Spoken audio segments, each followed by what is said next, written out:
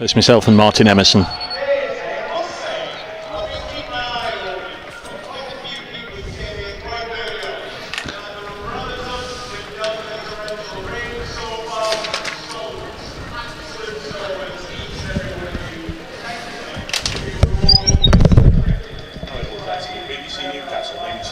Radio.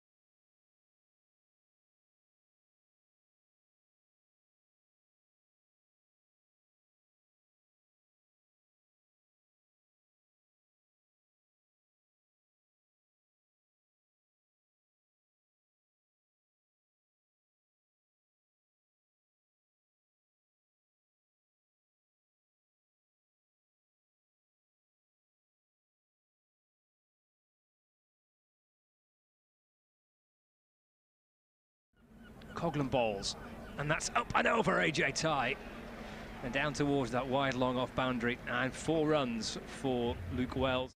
Wells waiting and goes high through the onside this time, out towards kind of wide long on. There's 2 players after it. It might land in between the pair of them. It does, and they've come back for a second. It was a big hit out towards that leg side boundary. 7 balls face, 15 with Outlaws, and that's forced away through the covers for 4 more. Beats the infield. There's a dive at short extra cover by Ben Rain. Went to his left. All along the ground, this from Luke Wells. It's in the bushes. Another day like this. Coglan balls to Wells. That's coming in our direction. It's up towards the media marquee. 1 bounce in between mid-off and mid-on, who were inside the ring. And 4 more to end the over. Bohannon, yeah, 3rd game at the top for him. Swing and a miss. No, edged it. Caught behind. Little thin edge off the bat of Bohannon. He departs for 4. And Lancashire Lightning lose their first wicket in the 3rd over. Pulling the ball like he did the other day so successfully.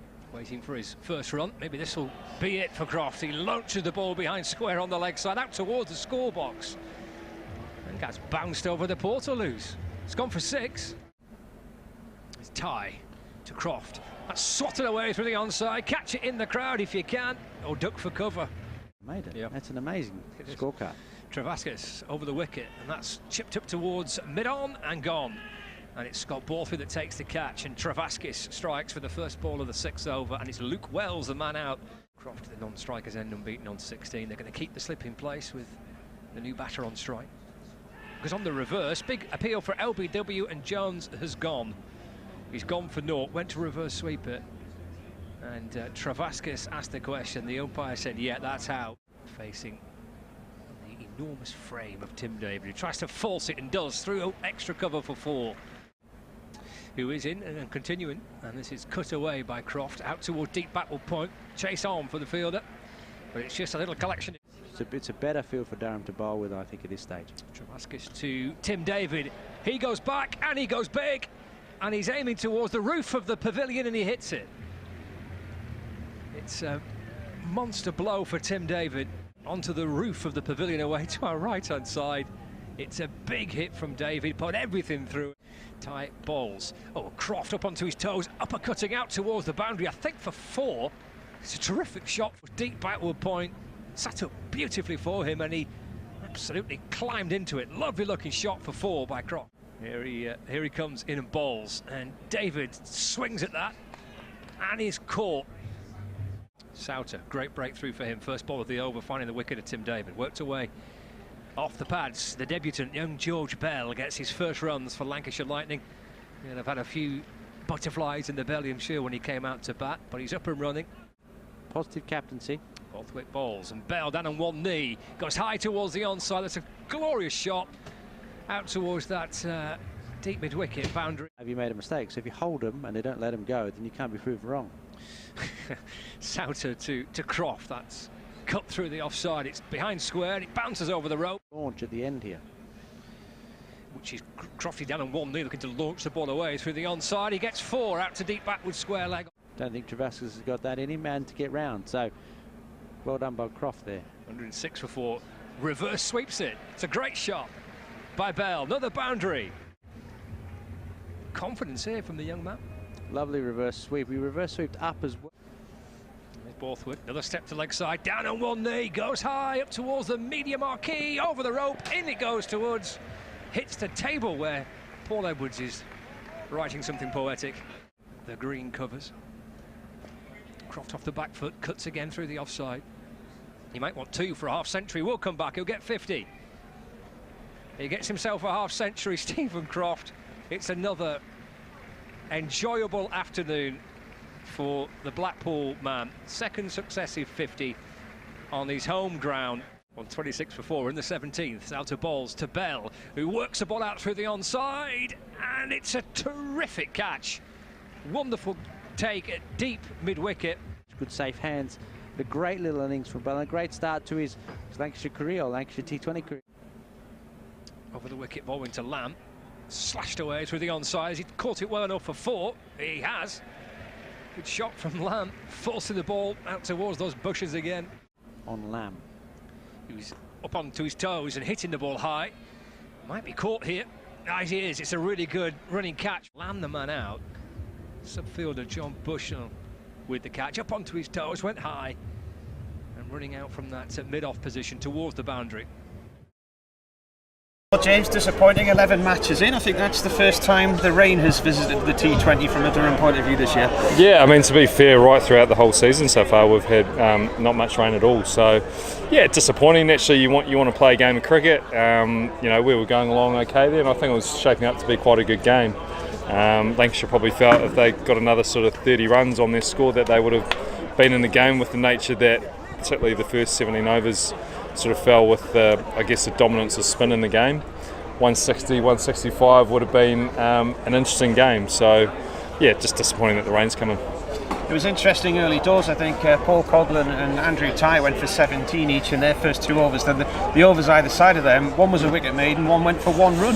Yeah, there was some average stuff in the power play, and there's some brilliant stuff in the power play, and sometimes that's just the nature of T20. As I mentioned before, I think it was going to be a spin dominant game. I thought our spinners bowled pretty well. Liam Travascus, I thought Nathan Souter was outstanding, and Scott Borthwick as well. So yeah, as I said, I think Lancashire, if they'd got 160 on the board, they probably would have fancied their chances with the amount of spin that they have available in their playing 11, but we didn't get to that point. New location as far as Durham are concerned with the T20, Blackpool, but a familiar look about Stephen Croft. I think that's the 6th time he's got a half century against them now in this format. Yeah, good player. You know, played a lot of cricket, been around a long time. You know, he just played an experienced hand there, and he played well as well at our place a week or so ago in a low-scoring game. So I think these conditions, he's just got a good handle on them. Yeah, I mean, he's a seasoned performer, so I wouldn't expect anything less from him. Nathan Souter limped off after he'd finished his 4 overs. Had he twisted his ankle in the field? He slipped over a few times. No, he just felt a little bit of a niggle in his high hamstring actually. So he seems okay. We've got a bit of a bus ride now back up home, so we'll just see how he shapes up tonight and through tomorrow. Obviously we've got a short turnaround to tomorrow night's game against Notts, so hopefully he pulls up fine and then he's rearing to go for tomorrow. And that's your final home game this year, isn't it? Nottinghamshire. It's come pretty quickly, really, hasn't it? Yeah, it has. Again, just the nature of the schedule that not only us, but I think all the teams have at the moment. It's just games that seem every other day. So we've actually had a couple of days off after the Leicester defeat, just to try and freshen the boys up going into this next period of play. Yeah, we've got another big game tomorrow night against Nottinghamshire. They're probably in a similar position to us, probably feel like they should have done a little bit better in this competition, but we know that they're a quality team and we have to be on top of our game tomorrow at home in our final home game there.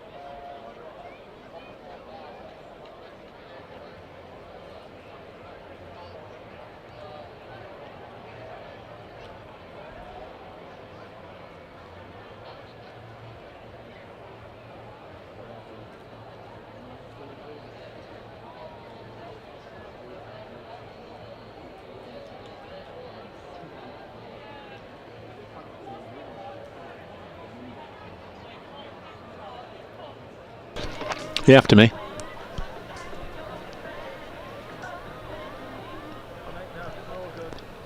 No, somebody was buzzing the line. Yes, due to start at 1/4 anyway, at the moment.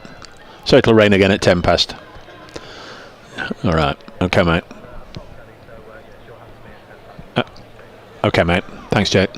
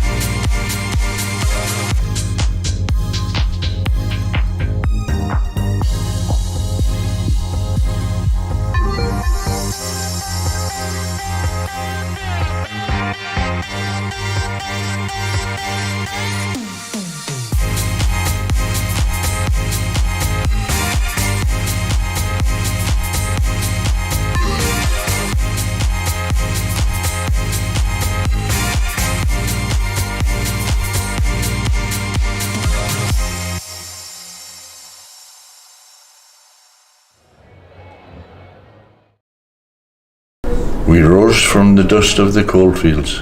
A dream of bringing professional cricket. 30 years later, we stand together. With many successes on and off the field. A trophy cabinet full of silverware. A professional pathway for boys. And girls in the north. And community programmes that both enhance. And transcend the sport in our region. But we want to achieve more. We want to reach every corner of society. Welcoming players for people of all backgrounds. Supporting the community to which we belong. We want to be at the forefront of inspiring generation. Inspiring people to be better players. Better people. Better members of society. We are working hard to welcome everybody. Developing inclusive environments. With a commitment to encourage equity, diversity, and inclusion in everything we do. We aim to make a positive change across cricket. Our wider community. We must be accountable. Cricket is a game for everyone. Our programmes are for everyone. Seat Unique Riverside is for everyone. Durham Cricket for the North, for everyone. Durham Cricket for the north for everyone. Durham Cricket for the north for everyone. Durham Cricket for the north and everyone. Durham Cricket for the north for everyone.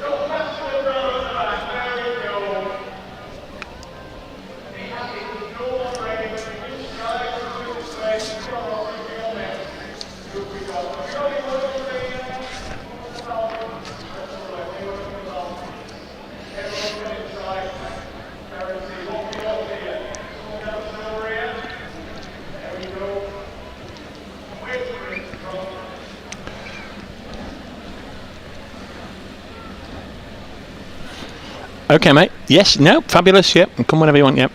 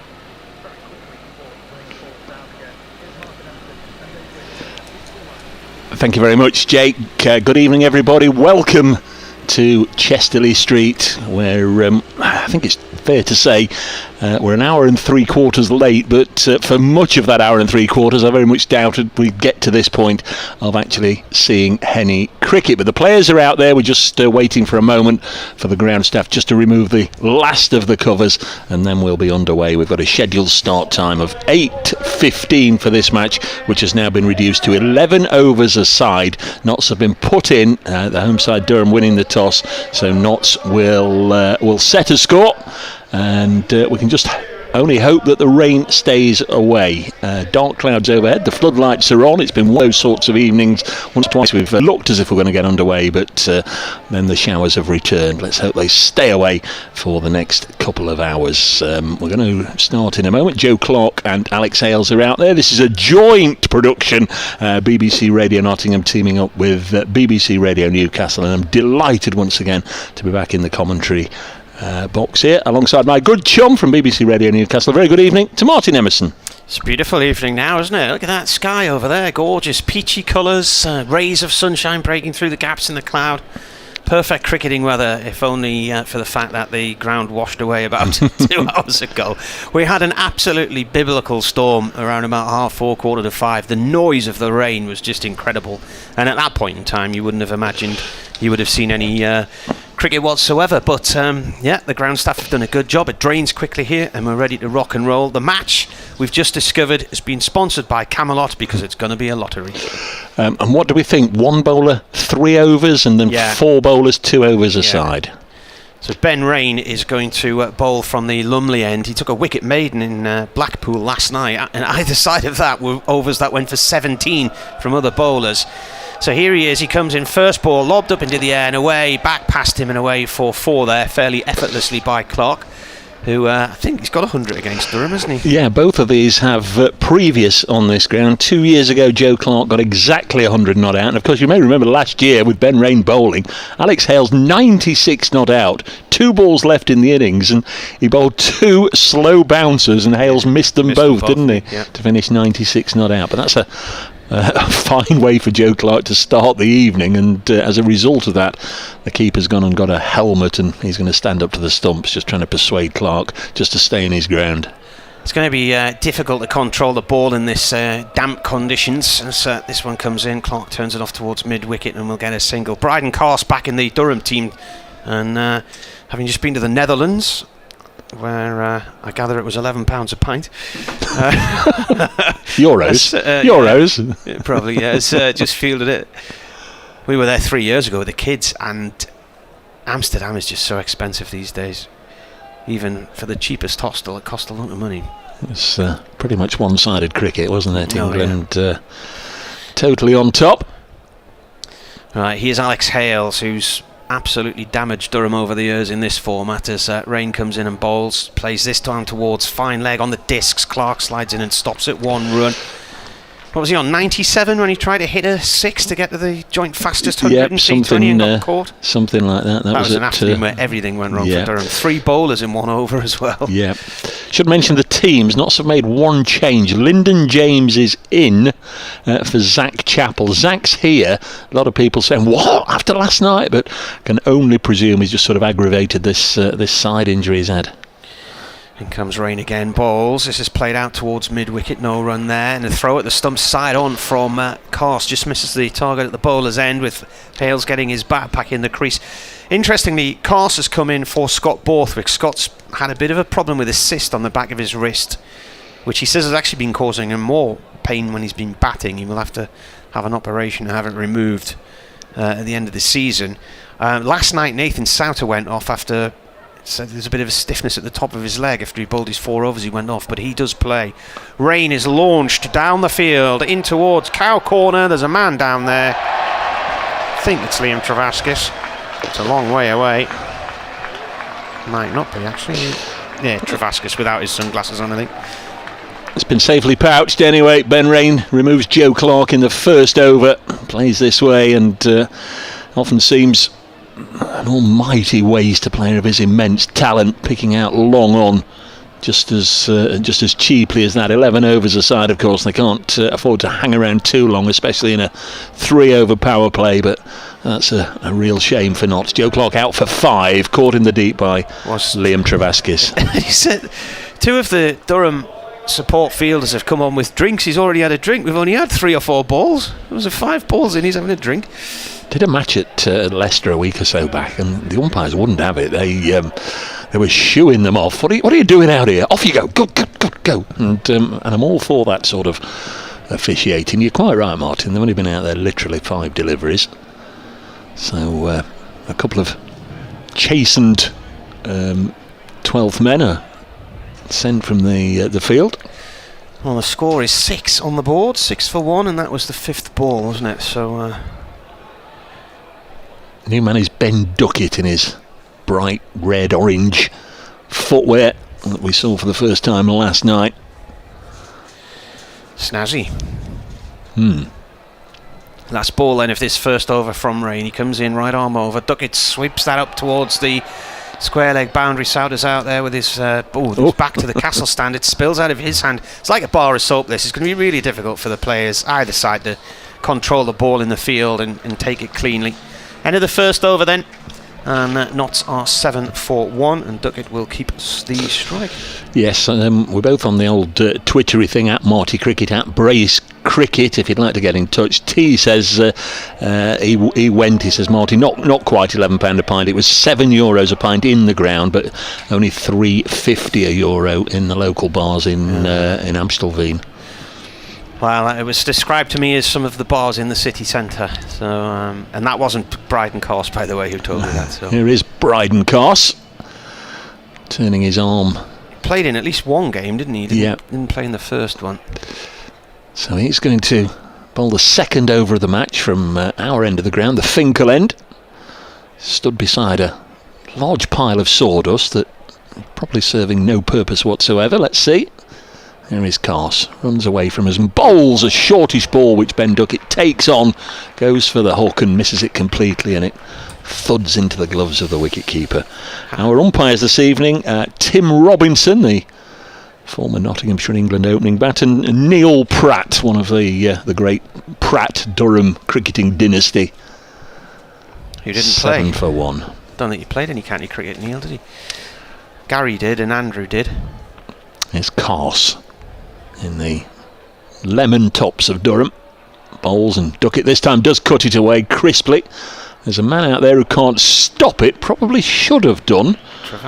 Demerit points there for the fielder. It was a good effort, but having got there, he got a hand to it, and then it just slipped out of his grasp and went over the ropes for 4. He's left-handed, and I think he was trying to drag it away from the rope. He was right on that boundary. I went and paced that out earlier on, and you're lucky if that's 65 metres to that rope on that castle side of the ground, and on this surface it's going to absolutely skid along. So 4 to Ben Duckett. Notts are 11 for 1. In the second over, Bryden Carse bowls again to Duckett, tucks this off his pads. Hales has run the first one quickly. Duckett turns, Duckett's come back, and there should be a run out here. Oh, and the throw has hit Duckett. Now, he was completely blameless. You've got to feel a little bit for the Durham side there. Wicketkeeper Robinson has gone from behind the stumps at his end just to lob it down to the other end to Bryden Carse to take off the bails. Duckett would have been yards out, but the throw hit Duckett in the back. Nothing Ben Duckett could do about it, but he's been very, very fortunate there. Should have been run out. Yes. What a calamity between the two batters, though. He was just running back to his end, wasn't he? Who was it at Taunton in that one-day match years ago who was given out for deliberately obstructing the ball? Was it Jason Roy for England? May well have been. 12 for 1. So Hales is on strike. They only got a single. Hales punches this crisply up to mid-on, and there's no run. And fast and frenetic, as you can imagine. 11 overs aside. Durham, well, they'll want to get rid of Ben Duckett now, won't they? After that, he played nicely last night for 63 in that win over Derbyshire. Notts making a record score. I know you don't like the word ever, but Notts' highest ever T20 score last night of 247. It's staggering. So it's the highest then. It's staggering to play for 20 years and the form they've been in, and then go out and knock that sort of score up. Oof. Hales punches this straight to mid-off and goes. Ashton Turner, the Durham skipper, pouches it comfortably at mid-off, and Notts have lost both openers inside 11 balls. It's 12 for 2. Saw that one in 3D there, didn't we? Looked like it was heading straight to us for a moment there. Wicket for Bryden Carse on his return to his county colours. Alex Hales goes. He just won and stalled to the strike a little bit. That was just his third ball. I don't know if somebody said something to him, but Hales has walked him back and then turned and looked back towards some of the Durham players. Maybe just saying ta-ta to him. Alex Hales caught by the Durham skipper. Here comes the Notts Outlaws skipper, though, Dan Christian, on his way out to the middle. I guess the short format that we've got this evening, 11 overs aside, has prompted Christian to bump himself up the order, because Mullaney batted 4 last night and made a good job of the feat. Both wickets coming on the 5th ball of the over. That's Carse's. He's only 27 wickets into his T20 career. This is only his 49th match. There is Carse then. Final ball of the over. Bowls to Dan Christian, who goes outside off stump. Moved a pace or two. Couldn't reach it, but because he'd made that step towards the ball, even though maybe it was just outside the guidelines, I don't know, the umpire was happy not to call a wide. So a successful over for Bryden Carse, a successful one for Durham. Notts just not got going really. 2 overs in, 12 for 2, and they've not got too long to hang about. Just 9 more overs, just 8 more balls in the power play.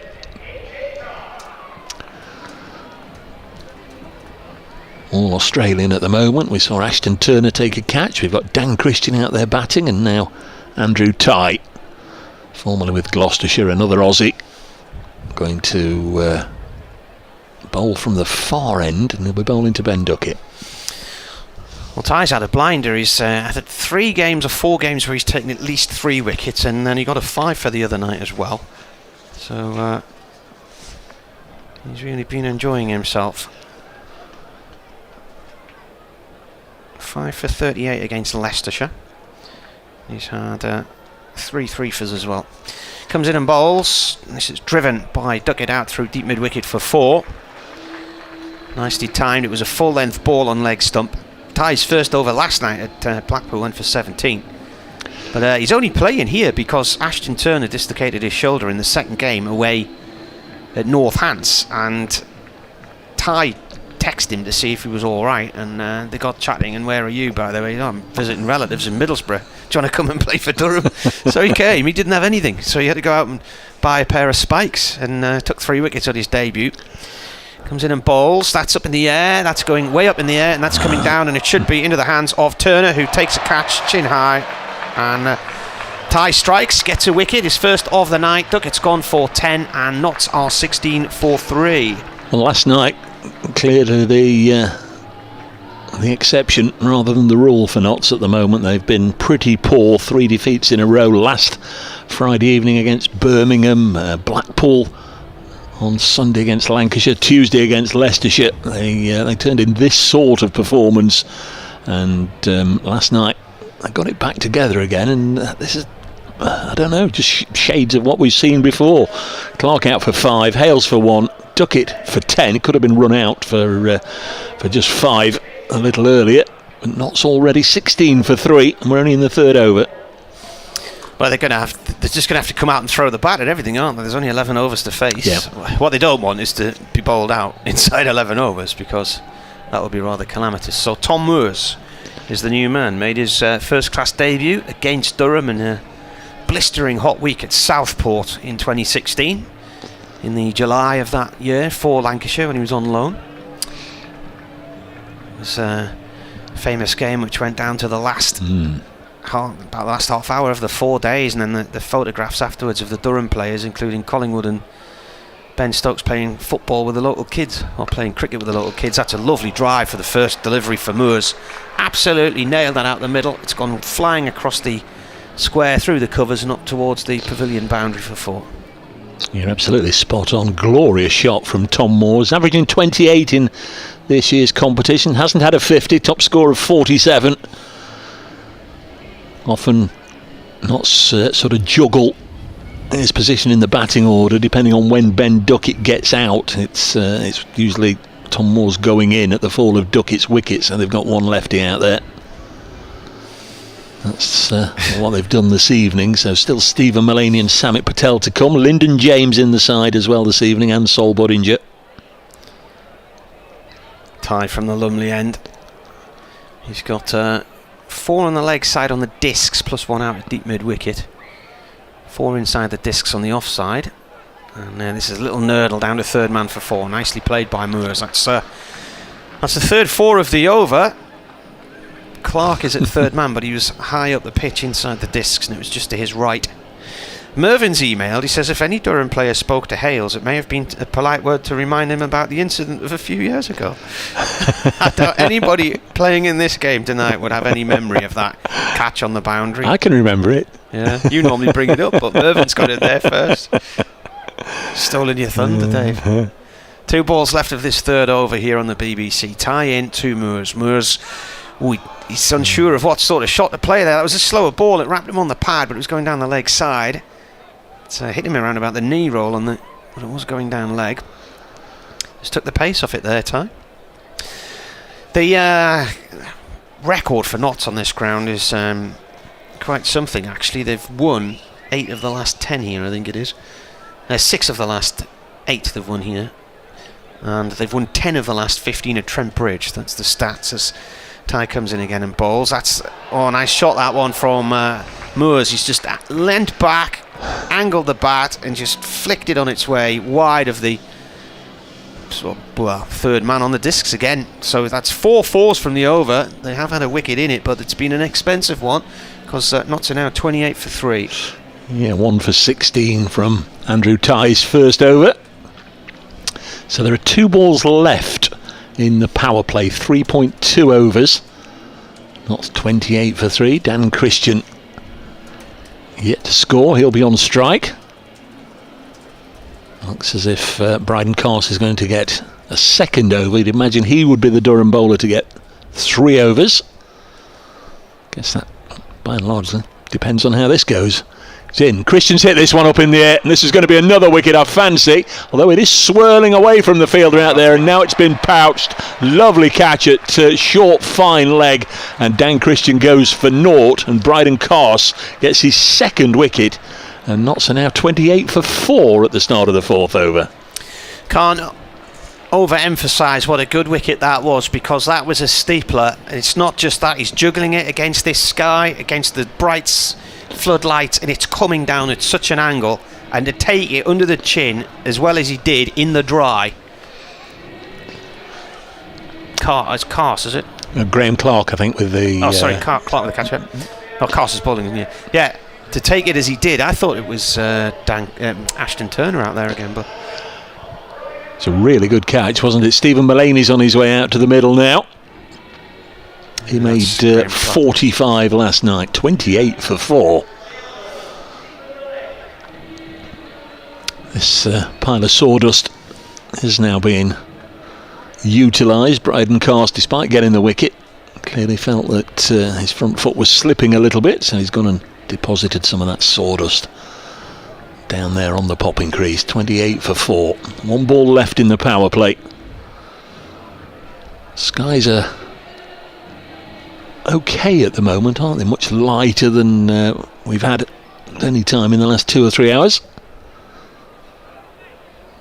Notts might just be wondering where the next thunderstorm's coming from. 28 for 4, not the start they wanted.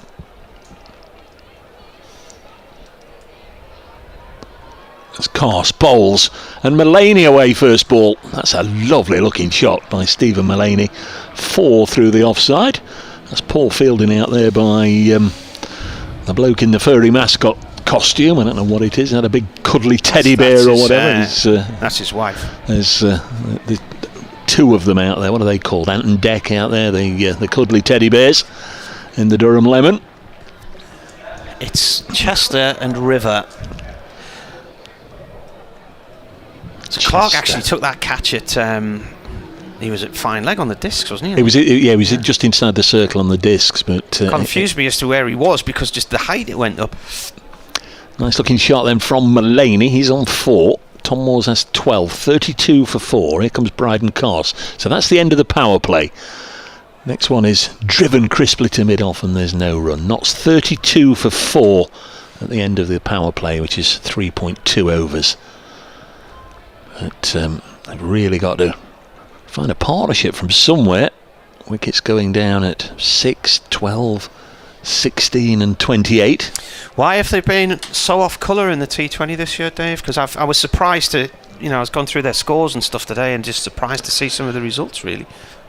Here's Carse bowling to Mullaney, who's flat battered this into the offside. They'll probably come back for a couple.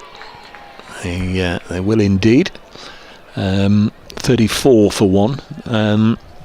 Started with a win at home to Worcestershire. Joe Clark a half century and Luke Fletcher got 5 wickets, and it looked very much as if it was business as normal. The next game against Northants, we didn't even get to the halfway stage and that was rained off, and then Notts were absolutely pulverised by Lancashire at Trent Bridge.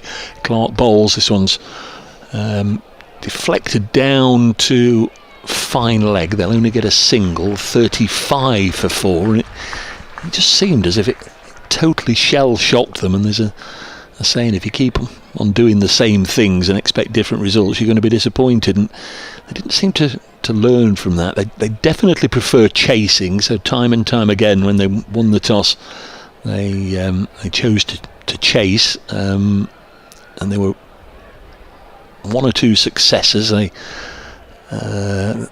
ruthlessly beat Derbyshire at Derby, but Hale's got 91 in next to no time, 30 odd balls, so that's going to get the job done. Next delivery from Carse down the leg side, clipped away by Moores, who looks in reasonable touch. 36 for 4, and they were sort of win one lose one up until last Friday at Trent Bridge when the Bears came and got 261, and again it just sort of knocked them out of kilter. They looked lethargic in the field. The bowlers were serving up 4s and 6s. The last 3 or 4 overs produced 60-70 runs, and there's been a series now. This is the 5th game in 8 days, and they just haven't really found their best form at any stage, and that also made last night's win in one sense absolutely maddening because it's come so late in the competition, and on the other sense it's really infuriating because everybody knows what they can do. This is Travaskis, left arm over from the Lumley end, bowling here, and that's driven out towards wide, long off for 2 runs. Souter fielding way down there. Looks miles away from us here. It's a funny night. We've got some beautiful sunshine to the west, but it's very muggy looking, isn't it? And a bit misty, and mist around the trees. It's damp and it's warm, humid. Moores is on 15. Travaskis in again. He drives over the bowler's head and firmly down the ground for 4. It thuds into the concrete at the base of the north stand, which is unoccupied tonight because that's where the sight screen is. They're quite a long way down the square towards the castle side of the ground here. They're only about 60 metres, maybe, not even that. 55 metres from the castle stand. Hit that hard, didn't he? 42 for 4. Moores has 19. Travaskis in again, he bowls. Moores drives once more, up and over and away for 4 more, and he's got his eye in straight away. Moores here, 3 4s in the first over from Ty that he faced. He's just hit a succession here as well. He's having a net at the moment, Tom Moores. My word, he's hitting the ball hard. BBC Radio Newcastle, BBC Radio Nottingham, in case you're a little confused. We're having a joint commentary this evening for lots and lots of reasons, but it's always nice to share the commentary box with Martin. He's hit 8.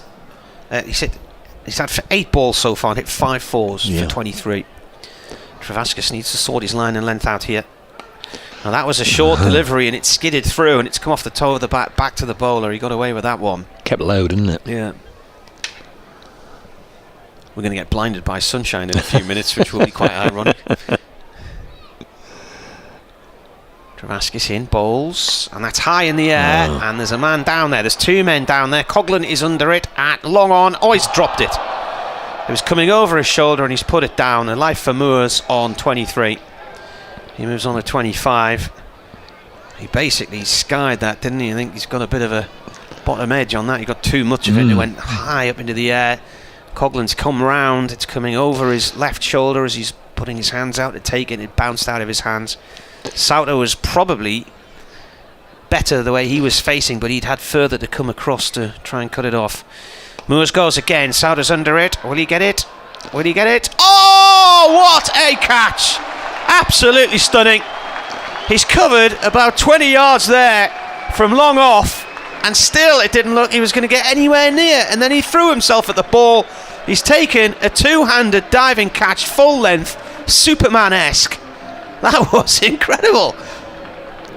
Wowzers. It really was. Of course, Paul Coughlin is the happiest man out there, because the drop the previous delivery didn't really cost Durham too many. Sol Budinger actually is on his way out to the middle, ahead of Samit Patel. It's a terrific catch, it really was. Greasy conditions, as we've mentioned, and Moores has been hitting the ball hard. It was nowhere near the fielder really, and from his position at long off, he had to set off running as soon as the ball was in the air and then throw in the full-length dive. I think Tom Moores can consider himself very unlucky indeed. 25 from, was it just 11 balls he faced. Wonderful work from Souter, and as a reward I think he's going to get a bowl now. The skipper says come and have a bowl, Nathan. It was the end of the 5th over, 48 for 5 knots. They're very close to the halfway stage of their allocation of 11 overs. Stephen Mullaney is on strike. Sol Budinger, the new man. So again, knots have gone lefty for lefty at the fall of the wicket. So Nathan Souter, leggy, on loan from Middlesex. First ball is just pushed straight back to him crisply by Mullaney, but the bowler able to field. It remains 48 for 5. Next delivery outside the off stump, and Mullaney's got a little lucky there. We'll just have to see if there's a signal from the umpire. Don't think there is. No, might just have gloved it or come off the bat handle. Might have deflected off the keeper standing up obviously, and ran to Ben Rain at short third, and they scampered through for a single. 49 for 5. So Sol Budinger played his first match of the season last night, but only got out to bat in the final over. Finished 0 not out. Don't think he faced a ball. He's got a little bit of time this evening to show what he can do. Souter bowls, and he's driven this crisply back past the bowler. Work down here in front of us for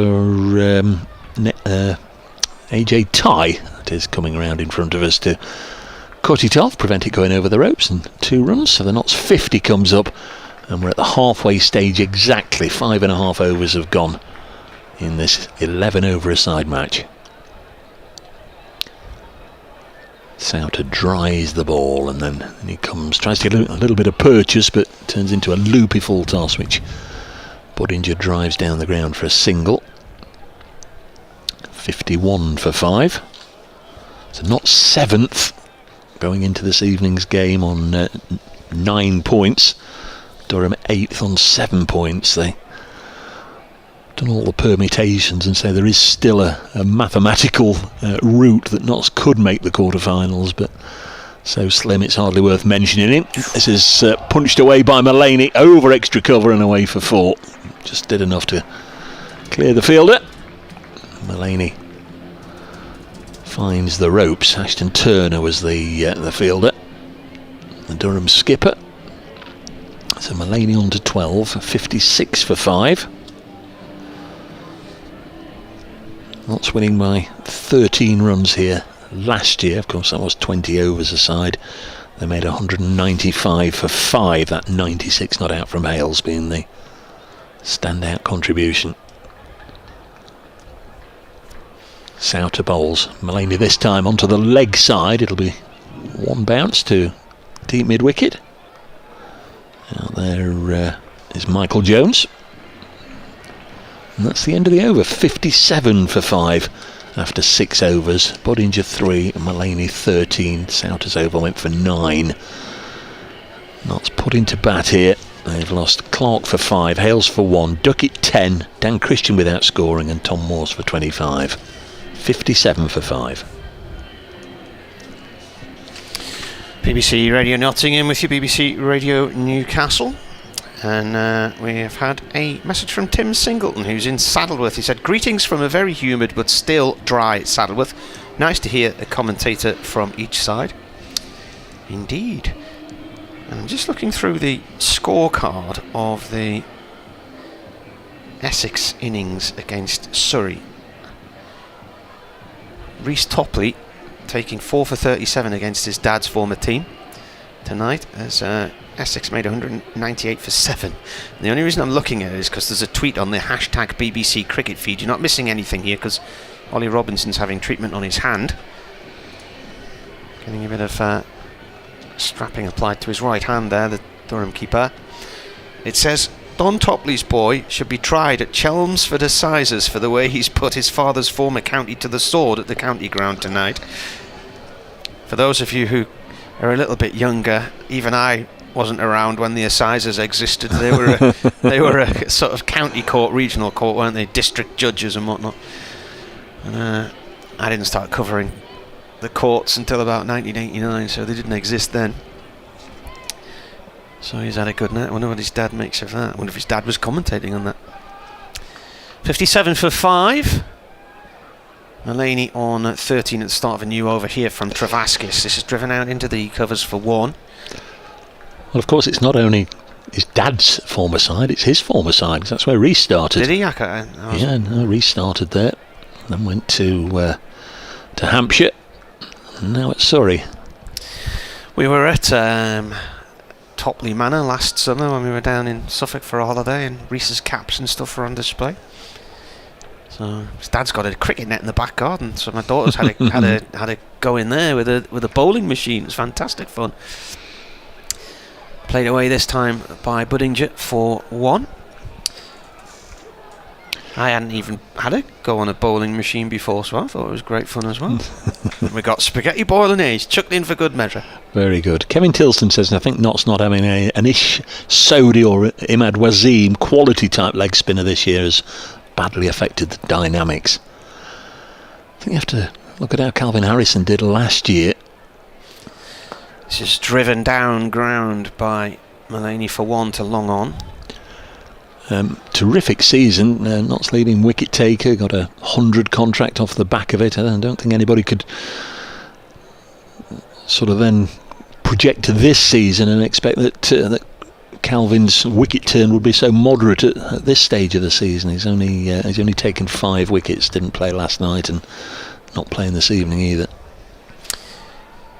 Travaskis to Bodinger, who's on 4. It's a wide. It's gone wide of off stump. Adam Hose has got 100 tonight for Warwickshire against Worcestershire, beating the record for the highest score in a head-to-head, which was previously Nick Knight's 89. Scored in 2003, the first year of T20. This is clubbed away by Bodinger up towards long on. Now David Beddingham isn't playing in this one. He's injured his shoulder, so he's missing, but Bodinger and Beddingham share Plumtree Cricket Club as one of their regular venues in club cricket in the Nottingham Premier League. Mullaney on strike on 15. Travaskis round the wicket. Mullaney flicks this out towards deep mid-wicket for 1 run. It's difficult to know who's sort of bowled through here, isn't it? Because we don't know who'll get the 3rd over. But Carse has bowled 2. Got to be Bryden Carse, surely. This is going to be the last ball coming up from Travaskis. So he's taken 1 for 18 from 1.5. And on strike is Bodinger on 5 from 4 balls. Travaskis in again.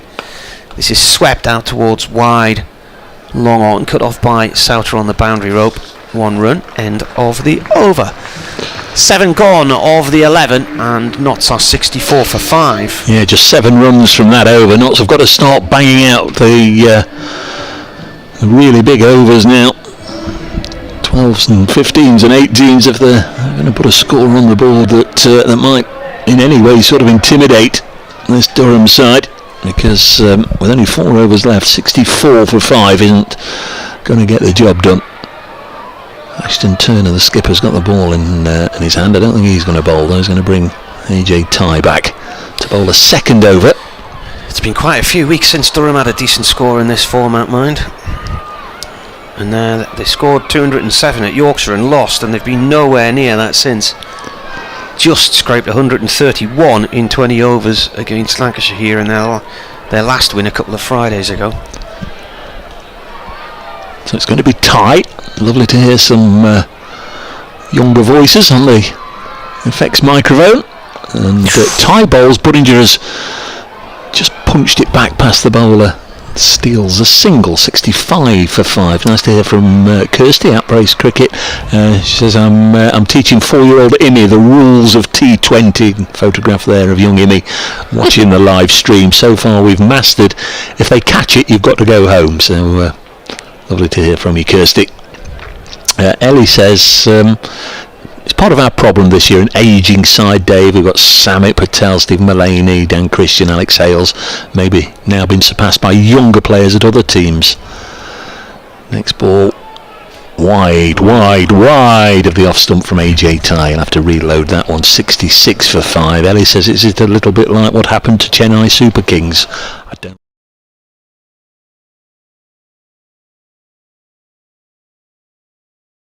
With a lot of things, but Chennai Super Kings, I know they were the ones that played in yellow under Dhoni, but that's about it, I'm afraid. In all of the years, I doubt I've even seen as much as 2 hours worth of the IPL. There's AJ Tye bowling to the right-handed Mullaney, who's hoisted this one up in the air, and Ashton Turner's after it. Doesn't get there. Now, was he waiting for the fielder behind him to come rushing in? Coghlan could have got there quicker and was running towards it, whereas it was running across towards the left of Turner, and now he's dropped his towel as well. Ashton Turner, the skipper, is now been told by the umpire, you've dropped your drying towel, Ashton, so he has to turn and go back to the scene of the crime. He went herring after it, didn't get there, and then as the ball hit the ground, he sort of turned towards. Who is it out there? Is it Coghlan? I think that was an easy catch for Coghlan, to be honest with you. As if to say, why didn't you call for it or come in and get it? Well, perhaps because the skipper made all the running for it. Next one is just short of a length. Budinger backs away, giving himself room, and the ball goes through to the wicket-keeper, Ollie Robinson. Well, so far, Rain's bowled 1 over, 1 for 7. Carter's bowled 2 for 13. And taking 2 wickets. Tye's in his second over, 1 for 19. Travascus 1 for 19 from 2. Souter none for 9 from 1. So I think we might see rain again soon. I hope it's Ben rain and not the wet rain. This one's a push up to mid-off, a shy at the stumps and narrowly misses, but I think Sol Budinger would have been home. 68 for 5. The 3 other games in the North Group should tell you, I think Yorkshire are comfortably going to defeat Northants this evening. Didn't really want that one if we're all but saying that Notts are out, but those permutations that might just have squeezed them in if they were to win all their games, I think needed Northants to beat Yorkshire, but Yorkshire very much on top there. Northants 84 for 7, chasing 191. Next ball is punched away by Mullaney. That's a good looking shot, still 1 bounce away for 4 runs. Boundaries, the contrasting ones, aren't they, as Mullaney, the right-hander, lines up. A shorter one on the leg side, but then a very big one on his offside. Have we had a 6 yet? No. I don't think we have, no. Wasn't far off that one. No. At Derby, Derbyshire made 188 for 8. Lancashire, the league leaders, the group leaders, 18 for 1. And in the Bears v Pairs, Birmingham versus Worcestershire, Birmingham have made 228, and Worcestershire have just started and lost a wicket already. 72 for 5. Tye is in. Mullaney's mistimed that, and he'll get a single out to deep backward square. 73 for 5 Notts Mullaney 22, Bodinger 8, and that's the end of the 8th over, so only 3 to go. And I think it's always difficult to sort of work out what par might be in 11 overs, but 73 for 5 doesn't look it after 8, does it? No. Depends what mood Durham are in. If they come out and play like they haven't batted in this format before, then it'll be straightforward. If they come out and swing the bat around and connect with a few, who knows? You just never know which Durham team's going to turn up. Graham Clark very dangerous at the top. He scored runs against Notts before in this format. Hasn't had any big knocks for... all of them have struggled with the bat really since the that Yorkshire game. And they didn't even manage to defend 207 at Headingley. 73 for 5 then, 8 overs gone, 3 remaining. Coghlan into the attack, and Mullaney moves way across towards leg stump, and then towards square leg, because he's left the stumps on show, and the ball's gone between leg stump and him and through to the keeper. Coghlan hasn't bowled yet tonight, has he? No, this is his first over. Certainly ringing the changes here, Ashton Turner.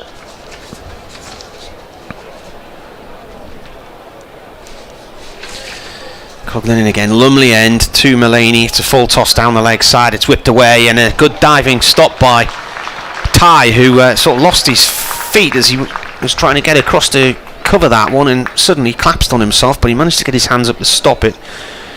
Coghlan this season in this competition has taken a wicket every 34 runs now, strike rate every 21.6 balls, economy rate of nearly 10.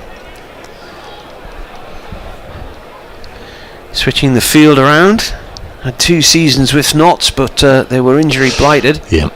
2017, was it 2017, 2018, 2019? Yeah, he injured his shoulder badly on Lions duty in the Caribbean in March 2018.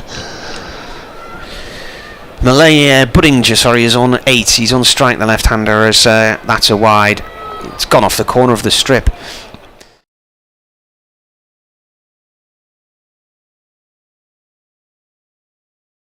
The piece, I learned in my training as a JP, the assizes and quarter sessions ended around 1971, he says. I did my training in the mid-80s. Your commentary is much appreciated, thanks.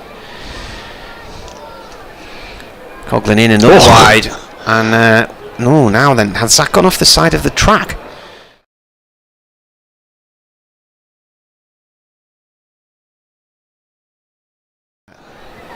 This is erratic from Coghlan.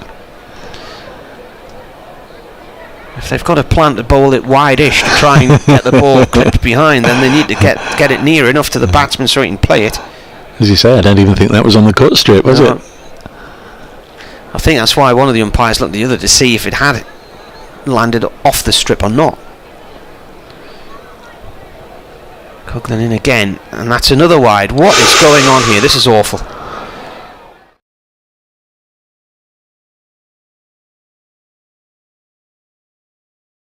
Corner of the strip. They've been very wide. If you look at the scoreboard, you can actually think that Paul Coghlan's got a hat-trick here, because it says WWW up there. He's not surfing the net. He's not taking wickets with those W's, though. Sadly, they're all the small W's, aren't they? Which stand for wides. Is his hand greasy? Is the ball too wet? What's going on here? He comes in again. That's better. He's got it to bounce on the strip, and it's going to get a wicket now. This is ridiculous. Oh, it's been missed from Travaskis. He lost that in the lights, I think. It just looked like it was heading straight out to him. He came running in and then suddenly paused, and the ball landed right in front of him. He was pointing up to the floodlights. He still is, look. I just expected that to be a catch all day down at long off. Would have sort of summed up both the evening and Notts in this year's blast as well. Wide, and then a wicket. Been another W up there on the board, but Bodinger gets 2 instead.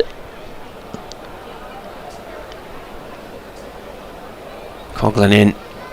That's coming the same way. Travaskis is not going to miss this one, surely. He takes a diving catch in the end. He has got it. He holds it up and says, yes, I took that one. It was the same shot again. He moved in a little bit quicker then, and then just looked like he'd fixed his eyes on the ball and then managed. It wasn't quite as high as the last one, so that possibly helped. But even then, it was a diving catch at the end, wasn't it, to See off Buddington for 10, Notts 79 for 6. 79 for 6. Stephen Mullaney's out there, and coming in at number 8 is Lyndon James. So Samit Patel, I wouldn't have thought since, probably since that first season of T20 Blast in 2003. I'm not even sure then that he would have come in as low as 9. But good to see Lyndon James in the side. Whether the plan all along was to play him, or whether Zach Chappell's tweaked something in the warm-up, we're not entirely sure. Zach is here. He's got an orange bib on, sat down there next to Peter Moore's in the Notts dugout. 79 for 6. Pretty sure after his performance last night, had he been good to go, then Zach would have played. But I always say, we'll pass to step the next man, and it's Lyndon James. It's a right-hander, Coghlan balls. James whips it away out through mid-wicket along the floor towards the discs, and he's going to come back for 2 here. Travaskis with a throw towards the keeper end. The keeper's end is not the best, and James gets back. Of course, this is the ground where he got his maiden first-class 100 earlier in the year when Notts were here for the county championship match. So this ground will always hold special memories for Lyndon James. Can't remember anything about that. Would you like refreshing? No. I can't remember anything after I pranged me head the week that weekend, I think it was. Coghlan in, short ball, and that's going to be a no ball on height possibly. Yes, it is. It's on head height. Well, he's got a wicket, but this over has been all over the place. We've now had 3 wides.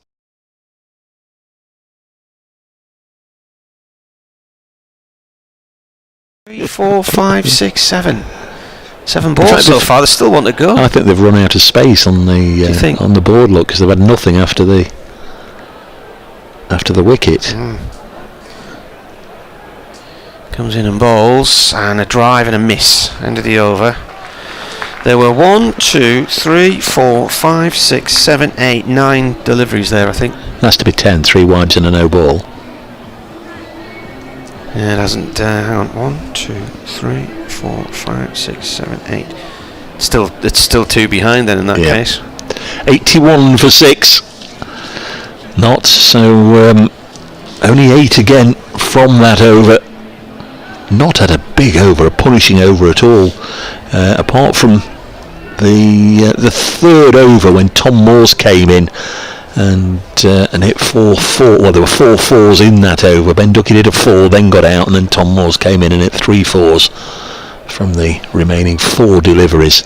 So AJ Ty Martin is going to get the third over. He's the bowler specially selected by Ashton Turner, Australian international, Perth teammate, and Mullaney's got hold of that, and it might be the first 6 of the evening, and it is. It's been deposited into, is that the county stand over there away to our right. Big blow from Mullaney. Only had to clear the ropes to of course go for the 6, but it landed several rows deep into that stand and is now found and thrown back. Mullaney on to 29, so he's the top scorer. Lovely clean pickup.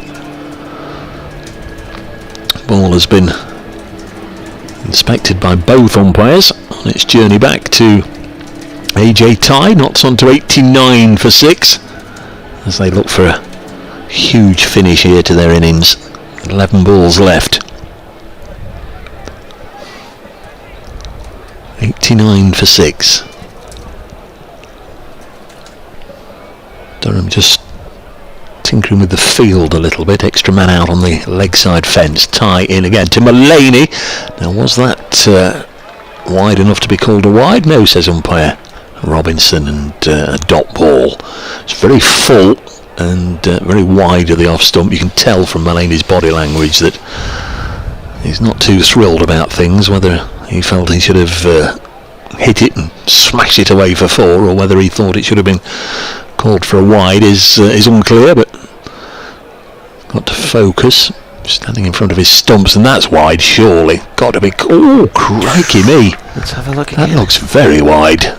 Umpire Robinson. That's gone outside the blue line.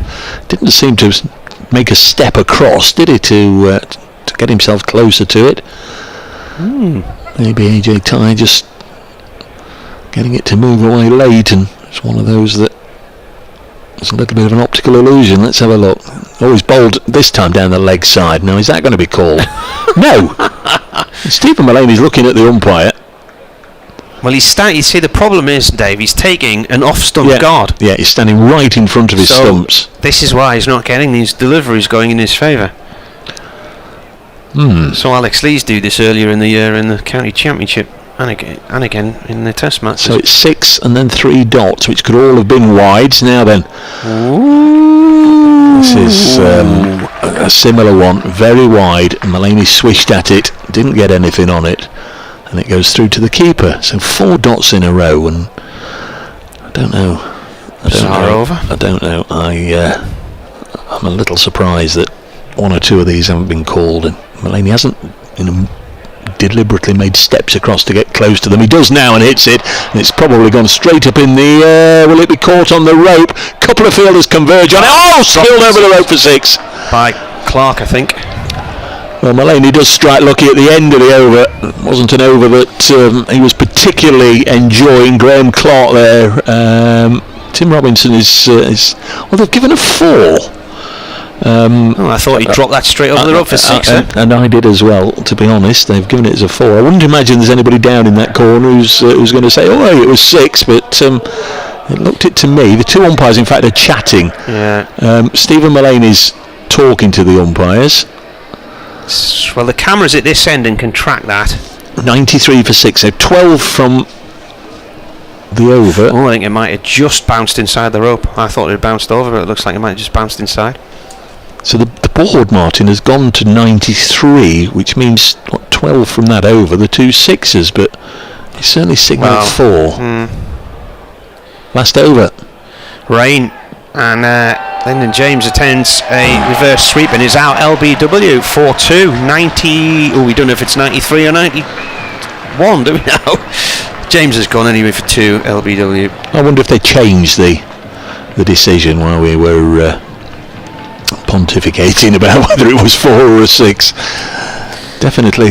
Well, it's still on my scorecard as a 4 on the electronic scorecard, which is linked to the scorer's computers. But there were no wides called. There was a 6 from the first ball, wasn't there? And then the 4 dots, and then that one. But anyway, Lyndon James has gone for 2. Right. Well, I reckon the score's 93 for 7. Well, that's what the board's saying at the moment. Now, Samit Patel makes his way out to the middle with just 5 balls left in the innings. Andy Dixon says, Dave, I'm watching the live stream. That's an over that Tim Robinson isn't going to want to see again. Every one of those was a wide. That was, so they've given 10 from the over, not 12. So you think it's 91 for 7 rather than... No, 93, because they were 83 for 6. Hang on a sec. Rain in bowls and Samit Patel. Clubs that back past him, up to long off for 1. Well, I've got the previous over ending on 81 for 6. Well, ball by ball on here, if I look at it again, at the end of... bear with us, folks, it'll all come out in the wash. So at the end of 10 overs, 83 for 6 on the electronic scorecard, and then 10 from the next over makes 93 for 6. I'm sure they've sorted it out properly. The board says 94 for 7, and that's where we'll be, with just 4 balls left in the innings. Stephen Mullaney on 33 on strike. Has hit it well, hasn't he, Mullaney, when he's been able to reach it. So 14 added for that last wicket. As Rain comes in to bowl to Mullaney, and he's edged it in a driven manner out towards the cover boundary for 1. I don't think this is a bad score. Bernard said he thought 100 would be about right, and he tweeted that quite a while ago. 95 for 7, 3 balls left. Should be there or thereabouts, just needs a boundary from these last 3 balls and a single to get knots to 3 figures. Rain in, bowls. Patel's been bowled. He has been bowled. And his stumps are a mess. He's lost his leg stump there. Stanley McAlinden bowled him in a warm-up game a few weeks ago. So Patel's come in and gone very cheaply indeed. He's out for the 1. Matt Carter is the new batsman. It just doesn't look happy, Sam. He didn't on his way out there. Won't have particularly enjoyed, I don't think, going in at 9. But Samit Patel, he's got a single first ball. He's been bowled his second ball, 95 for 8 knots. Just 2 deliveries left, and that's great for Durham as well, because of course Stephen Mullaney is the one that is seeing it nicely, and he's at the non-strikers end and can't do anything about it. And it's a 3rd wicket for Ben Raine. 3 for 9, and maybe Ashton Turner has taken the Ashton Turner overdrive. Well, he's taken the wrong option and giving Ty the 3 overs, because he went for 35. There's Raine.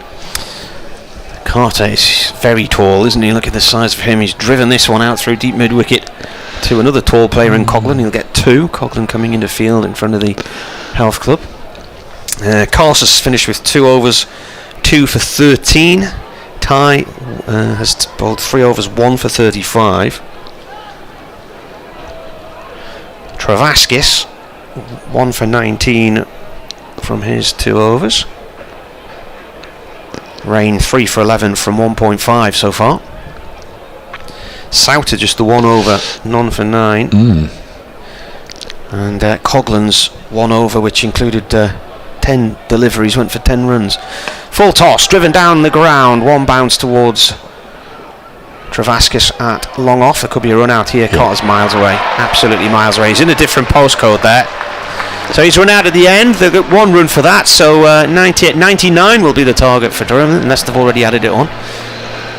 I think it's 98 for 9 knots of finish on with just the 1 run there. Matt Carter punched it down the ground to long off, straight to the fielder, and they both turned and came back for 2, but he had no chance of beating the throw, and that was that. Obviously it remains to be seen how good a score that is. On the face of it, you'd have to say Notts didn't really get going at any stage, but can you get going in 11 over cricket? Can you find any form or rhythm, or can you build a partnership? Well, Notts certainly didn't. The openers were both back in the hutch by the end of the 2nd over. Joe Clark out for 5, and then Alex Hales for just a single. Ben Duckett could have been run out, would have been run out, had a throw not struck him in the back. Had it missed the batter as he was running back to make his ground, then he'd have been run out by a long way. 16 for 3 in the 3rd over. Dan Christian made 0.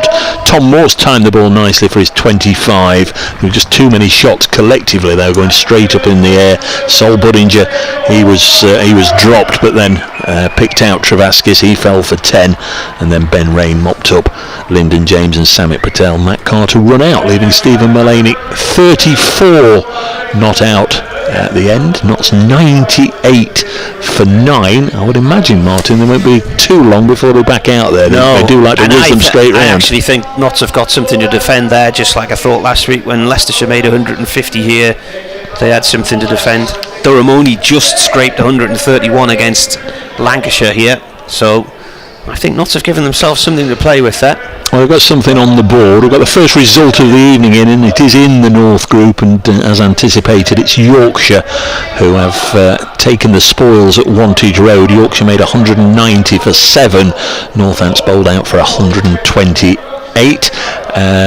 Might as well give you the rest whilst we're just waiting for them. The Notts players, in fact the bowlers, are already out there. They're just going to start loosening up. At Derbyshire Falcons made 188 for 8 in their 20 overs, because they were heavily beaten at Trent Bridge last night after 5 wins in a row. Sham Massoud made 75 in that one. Lancashire then in pursuit of 189, they're 90 for 1 with Luke Wells and Stephen Croft both at the crease going along very nicely indeed. The other match in the North Group, Birmingham Bears 228 for 8. Worcestershire are 31 for 3, so that's not going to do Notts any favours at all, even provided they can get over the line this evening, just to keep their hopes alive. How many drop catches were there? Coghlan put one down, Clark dropped one over the rope there. Yeah, there were. Was there another? Well, I don't know. There's probably 2 or 3. There was the one palmed over the rope. I think there was one at long on and one at long off at the far end. But We don't really count the catches, do we? Probably 3 went down. In the South Group this evening, there was a late start, and it's just a 7 overs a side game at Glamorgan, or at Cardiff. Glamorgan playing Somerset. Somerset 48 for 5 in the 6th over. At Bristol, Hampshire made 178 for 7. Gloucestershire 125 for 5, so they need 56 runs from 4 overs there. It looks as if Hampshire's going to defeat Gloucestershire. The match Marty was talking about at Chelmsford, Essex, a whopping 198 for 7. Surrey 67 for 2 in reply after 7 overs. At Canterbury, Kent 71 for 2, chasing 159 to beat Sussex Sharks. And of course earlier in the day in the Test match, lots of wickets today, and some powerful hitting as well. New Zealand made 329 all out. Century from Daryl Mitchell, 55 from Tom Blundell, Jack Leach 5 for 100, and then England, well, they lost their top order, Trent Boult blowing away Lees, Crawley and Pope, but towards the back end of the day, particularly the last session, terrific one for England. Johnny Bairstow reached stumps 130 not out, and Jamie Overton on debut is 89 not out, and they've put on just over 200 for that 7th wicket. England 264 for 6, replying to New Zealand's 329. That's in the Test match at Headingley, which will continue tomorrow. Next up for Notts, of course, is the County Championship on Sunday. I'll be at Trent Bridge bringing you Nottinghamshire versus Middlesex. And Durham, Marty, have got a few days off. I'm going to put my feet up, Dave. I'm going to have a week off. So other than knocking myself out in, I can't remember when it was. I think it was the week after Notts had been. In fact, if you hadn't won, in 3 days, I wouldn't have gone to that concert, and I would have knocked myself out the way home. So it's your fault. So, in case you're wondering what he's on about, there was a championship game here in April. Notts won in 3 days, and the fourth day it meant that Marty was obviously able to have a little bit of time off, and I got a bit of a shock when I got a direct message accompanied by a photograph. This has happened to me, and it very much looked like you'd been mugged in the street. Yeah. Well, I might have been. I've got no memory of it. So you went over on a curb, was it? Yeah. I blamed my my new deck shoes, which have got a very stiff rubbery sole and a bit deeper than what I'm used to. But okay, we'd had a cracking night. I'd been out with my wife and my oldest daughter to see a band called Metronomy in Newcastle. Lovely evening. On the way home, we were walking back, and they're faster walkers than me, so I was sort of jogging ahead of them to try and get ahead of them on the pavement. And then I'm waking up what seemed like an eternity later in an awful lot of pain, not really knowing where I was and why I was on a pavement covered in blood. And I tripped over and knocked myself out. Good grief. Lots of noise in the background. Not entirely sure what it's all about. It's coming through a little bit muffled on the effects microphone. But what we can tell you is we're going to play cricket in a minute, because the umpires are already out there. The Notts side in their gold and green are in one of these huddles, the very popular huddle today, and we can actually see Graham Clark and is it Michael Jones as well coming out to join in the regular openers. They've not thought about just switching it round a little bit, so we're going to be back underway in a minute with Durham chasing 99 from 11 overs. I think even you and I can work that out. Yeah, something like that, isn't it? I think this is going to take some getting, to be honest with you. Because you've got Mullaney made 34, but Moore's also hit a quick fire 25. So it'll be interesting to see how this one pans out. Mark Long says that over from Paul Coglan, which was 10 deliveries long. Yeah. He said 10 from an over that long isn't actually that bad, which you've got to agree with, really, isn't it? So it was just lots of wides, and there was no balls. A 10 ball over, yeah. Began with a 6, and we thought it ended with a 6. It started with a dot. No, the Coglan over. Oh, yes, yeah, Coglan over. Yeah, that's right. There will be plenty of opportunity, I think, for Notts to take pace off the ball, and they're going to begin with Matt Carter, the big tall off spinner, who was run out off the final ball of the Notts innings. Will Carter be unstoppable? That's the big question. Here he comes, right arm round the wicket to Jones, who's off the mark with a single out towards mid-wicket. You know it's Duckett just by the footwear, so that's a little bit of a help in the deep, Marty. If it just gets a little difficult to see down the far end of the ground a little later on, if it gets a little gloomy, there's nothing gloomy about those bright reddy orange shoes that Duckett's got on. Clark plays this wide of mid-on the discs, 1 run. Carter's the Lincolnshire family, isn't it? Yeah, brother of Andy Carter, the former fast bowler who played for Notts and several other counties. 50 wickets in T20. Best figures 3 for 14 against Warwickshire in 2019. Took 3 for 32 against Worcestershire in the semi-final of 2019. Bowling now to Jones, a little drop short on the leg side for a single. And when I mentioned will Carter be unstoppable, that one went over your musical head. Oh, it did. It did indeed, yeah. That's why, you see, you never get on Popmaster. That's what it is.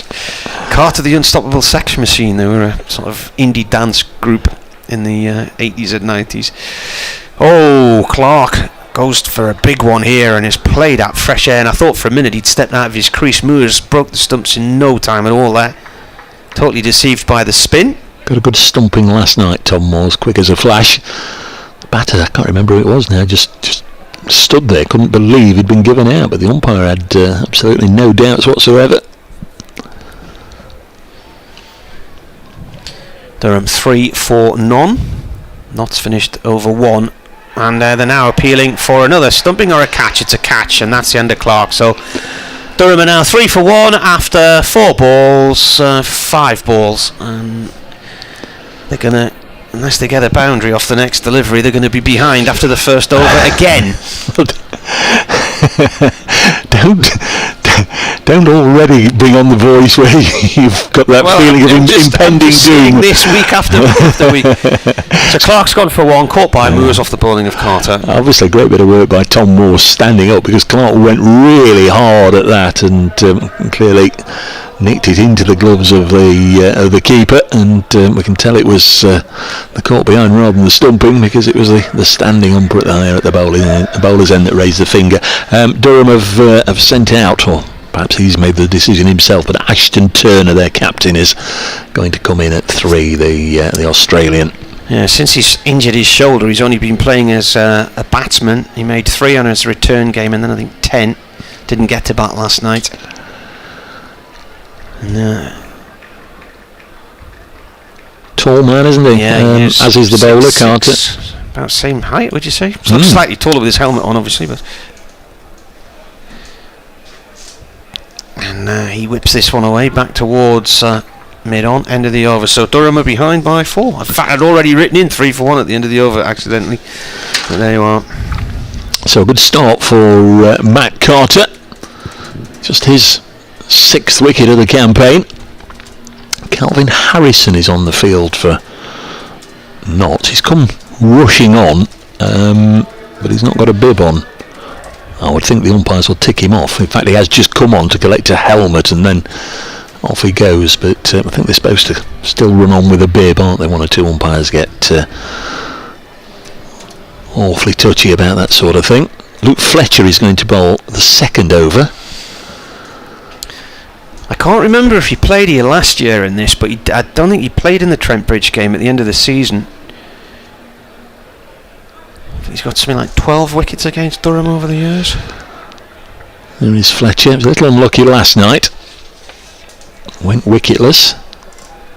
That's 12 for the campaign. He's in bowls, and first ball is absolutely punched away with minimum fuss and effort by Michael Jones behind square. Races away and clatters into the advertising boards for 4. Nice looking shot from Jones. And Durham on to 7. Well, that's quite a view now with the floodlight, the peachy cloud where the sun is, and then a vapour trail really bright going across the skyline. It's quite a nice evening now, Dave. It is indeed. Fletcher in. This is chopped down to short 3rd. Carter does the fielding. Just wondered if there's an opportunity there to rush in and throw at the stumps, but clearly he felt not, so they exchange ends without any difficulty. Brings Ashton Turner back onto strike. pattern in the sky reminds me, I don't know if you follow him on Twitter, but Graham Fowler's taken up oil painting. That looks like one of his recent works.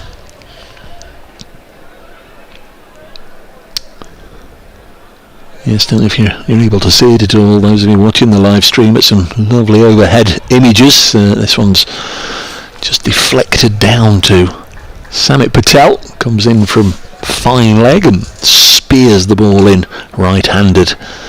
If you've been watching Samit throughout his career like me, you'll still be amazed that he can bowl left arm and yet throws it right arm and can't throw it with his left arm. It's very, very strange indeed. 9 for 1 Durham. Dan Christian, the captain, having a long old chat here with Luke Fletcher. Patel's been brought up, so the two fielders outside the ring are sweepers on either side. This one's just getting that extra little bit of bounce there from Fletcher, goes over the shoulder of Michael Jones' bat and through into the gloves of Tom Moore's precious dot ball for Notts.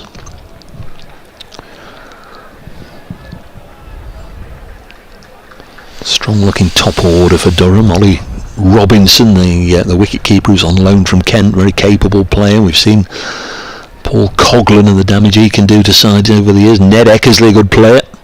Ben Rain, of course. Next ball is heaved away for 6. That's well, it almost, I thought it was going to clatter into the ambulance, but it didn't. It's landed in the county stand, but there's an ambulance parked over at the side of it, and for a moment I just feared for the windscreen. Well, there's 4 security people standing chatting and down the side of the ambulance who wouldn't have had a view of that ball at all, and it just missed their heads. Don't know if they are security people or whether they're the ambulance personnel, but you're right, they were chatting, they weren't watching the ball. But a lovely shot from Michael Jones, who's on to 13, and Luke Fletcher now twice in this over has been heaved away onto the leg side. So they've all got the high-vis security tabards on. So a couple of fielders now on the leg side. No protection on the offside. Fletcher bowls on the stumps, a little push and run here by Jones, and that's going to bring the over to a conclusion. Decent one for Durham. They're 16 for 1 after 2 overs, and at the same stage Notts were 12 for 2. They'd lost Clark and Hales. Jones has 14. Ashton Turner just a single. Top scorer for Notts, Stephen Mullaney, 34 not out. Tom Moore's played very nicely as well for his 25, hit the ball hard. Sol Budinger and Ben Duckett each made 10. They were the only ones to get into double figures. New over of spin and turned down towards fine leg inside the discs to Patel by Jones. Handed delivery that was, wasn't it? There's not a lot that Jones could do, so precious dot ball for Notts. Carter continuing from the Lumley end, and an attempted sweep down the leg side, and that's signalled as a wide, which that final over earlier where Durham River got adjective, it's the adjective, isn't it? I can't remember which one's what. One's a doing word, isn't it? This is played out by mid-wicket. The verb, it's a doing word, isn't it? Yeah. The adjective's a describing word. Bryn says very much enjoying the live feed from Durham for the Bears versus Outlaws match. Don't think it's the Bears. It's not the Bears.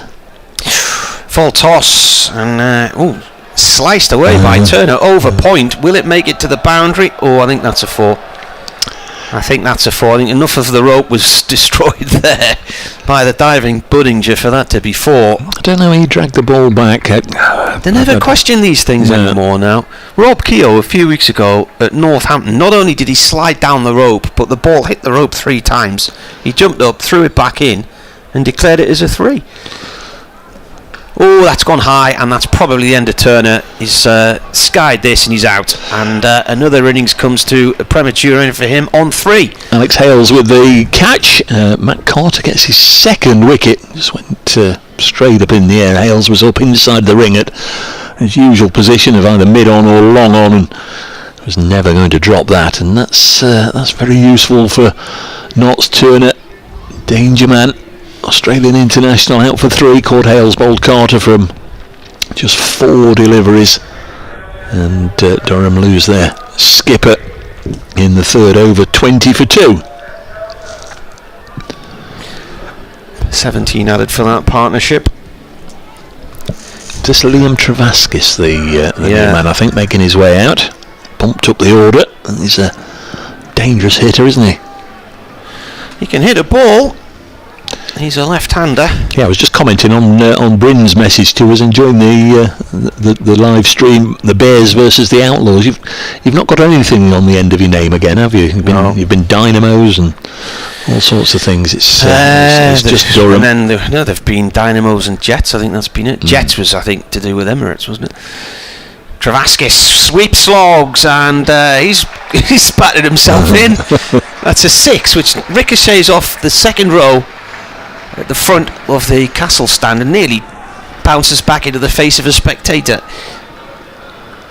who helpfully throws the ball not to Lyndon James, who's a couple of paces away from him, just throws it deliberately over his head. Good shot though from Travaskis. Carter again. He's towed it back to the bowler, and that must have gone reverberating up the bat handle. Durham then at the end of over 3 here on BBC Radio Newcastle, BBC Radio Nottingham, 26 for 2. Notts were 28 for 3. So it's nip and tuck at the moment. How many more needed? 73. Something of that order. Samit Patel is going to bowl the 4th over. The first 2 balls, then he can bowl this with only 2 outside the ring, and then he'll be able to push fielders out. 26 for 2. Mervyn's email to say he'll never grumble about Tim Robinson as an umpire again. Patel will run between the umpire and the stumps. Here he comes, bowling to Michael Jones, who pushes into the offside, and that's nicely stopped by the skipper Christian, diving to his left. Didn't they take a run there? They did, but it's they were looking to go whether to go a second, because Christian deflected the ball and passed but dug it. What was Patel, the 300 wickets, was he the first person to do it for one club in this country, or no? He's the first Englishman. He's first Englishman. He's got more wickets than any other Englishman. He's the leading wicket taker. Obviously, for Notts, his second leading highest wicket taker in the Blast, behind Danny Briggs of the Bears. I looked today, there's some players with 500 and odd wickets. There's Patel bowling, and this one's punched away behind square for 4, nicely played by Liam Travaskis. Yes, I think Dwayne Bravo 550 or so is at the top, and Pollard, but they've played millions of games, haven't they? Samit's 13th in the all-time list, but the highest placed Englishman with the 300 that he passed the other night. What match is this for him? 363 T20s, including this one. 31 for 2, so that's the end of the power play, so Notts can now release a total of 5 fielders into the wild outside the 30-yard disc. So they've got 3 on the leg side, and obviously 2 on the off. Next one is punched down the ground. Joe Clark will come in and spear it back into Samit Patel, and the batters almost ran into each other, and it meant that Michael Jones had to he had to run 25 yards rather than 22 to avoid a collision. I was going to say, the last time Samit was here, he was sitting with us, but he wasn't, because he came back and played in a T20 warm-up game, didn't he? 33 for 2. Next ball on its way. Hit back to Patel, and there's no run. Yes, Samit Patel joined Martin and myself for commentary of the championship match. For a day and a half. Well, a day and a half before he opted out. We didn't see him at we didn't see him at meal times, did we? We went and net with the players. He wasn't too happy about our sandwiches, so went to net with the players. Yes, here is Patel bowls. Bowled him. He's got a wicket, yet straight through the defences here of Travaskis, and he didn't enjoy his time with the bat this evening, Samit Patel, but with the ball he's been highly effective because Liam Travaskis has gone out there playing his shots. First ball away for a big 6, got to 12, and he's been yorked by Samit Patel. Just the 6th ball he's faced, and Durham are 33 for 3. And this game continues to almost run along similar lines, doesn't it, to where Notts were at a similar stage. Ben Raines on his way. 16 for 3 Notts were, weren't they? And then 28 for 4. Yeah, but at the end of this over, they were 36 for 4. Right. Durham are 33 for 3. Who's in now? Ben Raines. Former, well, he's with his second spell with Durham, of course. He had a brief stint, didn't he, down with Leicestershire Foxes. Yeah, he was there for about 8 years, I think. Took 3 wickets early on in the evening. He was bowling from the haunted Castle End. If you believe that. I do. Do you? You're joking, aren't you? There's Samit Patel.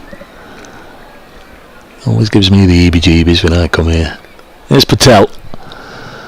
Well, to Ben Raine, left-hander of course, and perhaps a little bit of turn there from Patel, but anyway, it ends up in the gloves of Tom Moores with Ben Raine fishing at it. So the end of the 4th over, Durham are 33 for 3, Notts were 36 for 3 at the same stage, for 4 in fact at the same stage. So Notts were 3 runs ahead, 3 runs better off, but Durham have a wicket in hand. Now, Stephen Mullaney bowled very nicely indeed last night, and he's going to come on to bowl the 5th over. Already had a good night, Mullaney. Top scoring for the Outlaws with 34 not out. And they'll be bowling to Michael Jones, who's been there since the start, 16 not out.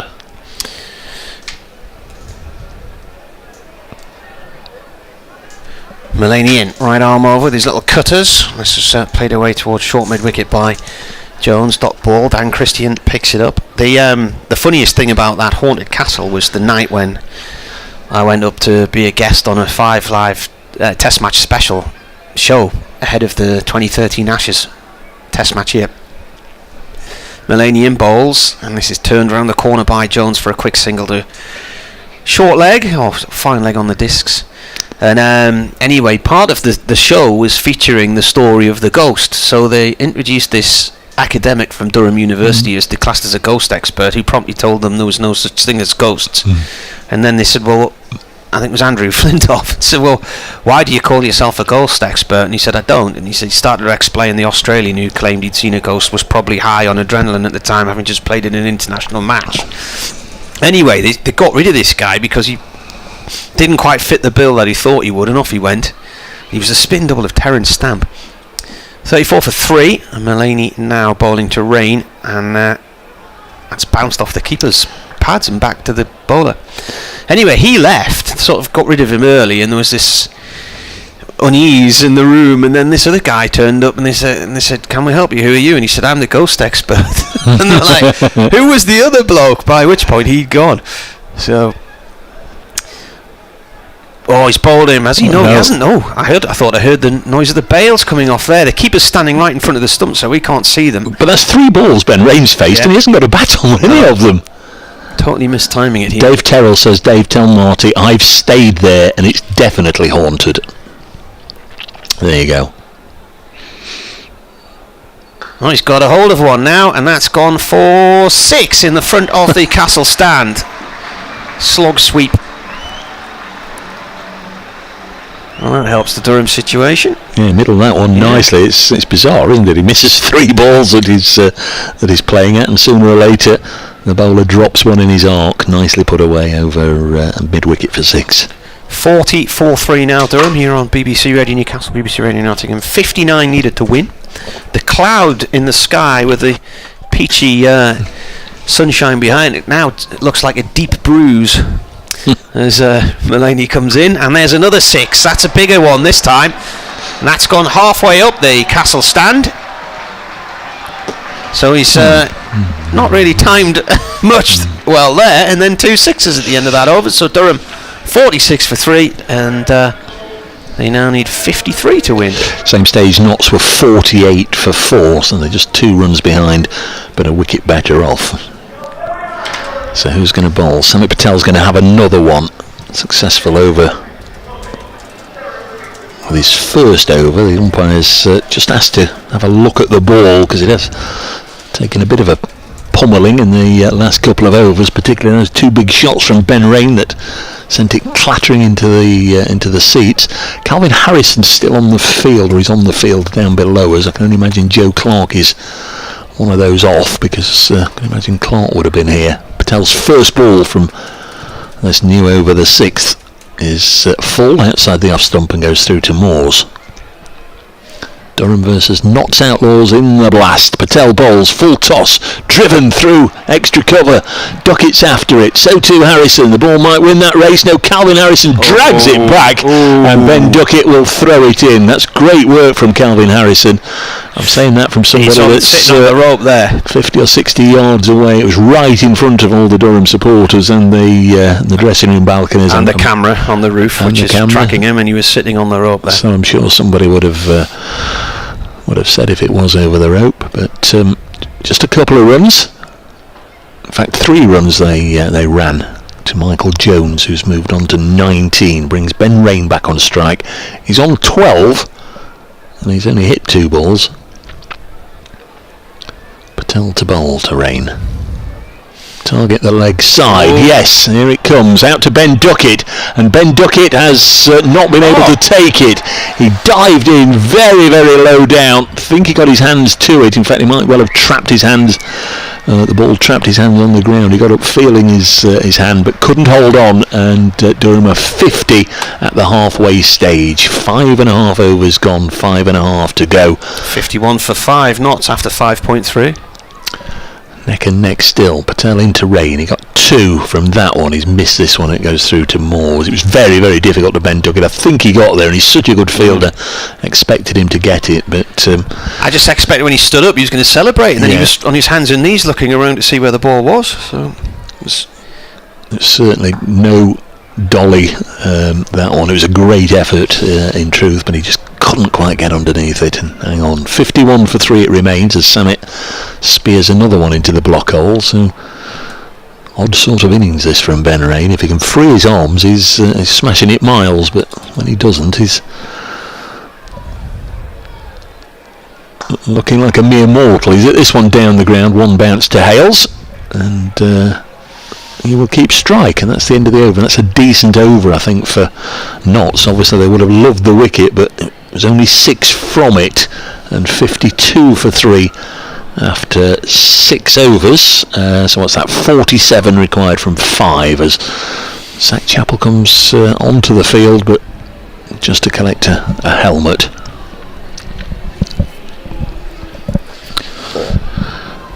So who's to come of the danger men? Well, Paul Coghlan can clear the ropes, so too Ned Eckersley, Ollie Robinson. So Ty can hit the odd ball, can't he? I think anybody can come out here and hit a boundary, but it's, as we've seen, timing at times has been difficult. It'd be interesting to see how Durham do manipulate their scorecard if wickets go down. Jones is on 19 from 14. It feels like quite a long time since he actually hit a run. Just trying to think how long ago it would be. Dan Christian's going to have a bowl. Interesting, he didn't bowl at all last night, but of course Notts did have Zach Chappell in the side last night. They haven't got him this evening.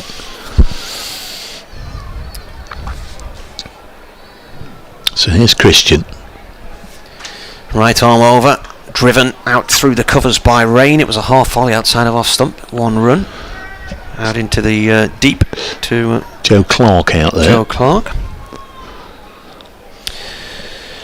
Dan Christian's played 20 ODIs for Australia, 23 2020 internationals. And he's done the rounds as well at T20. This is his 392nd game. 275 wickets. Hasn't played Durham before from what I could ascertain today. Dropped He hasn't what? I don't think he's played. I couldn't see any stats for him against Durham. Must have done. Comes in and bowls. This is turned away out through mid-wicket for 2. Oh no, 1. They hesitated there. Well, they did a search today. And I'll pop it in whilst you're talking through this. In Cricket Archive, Dan Christian against Durham, and it didn't come up with anything unless I was clicking on the wrong bit. Because I thought he'd played against them. Yeah. 10 matches. 10 matches, I must have clicked on the wrong buttons. 8 innings, 2 not out. Top score of only 32. Here he comes, and that's wide of off stump, and that's signalled as a wide. And that is not.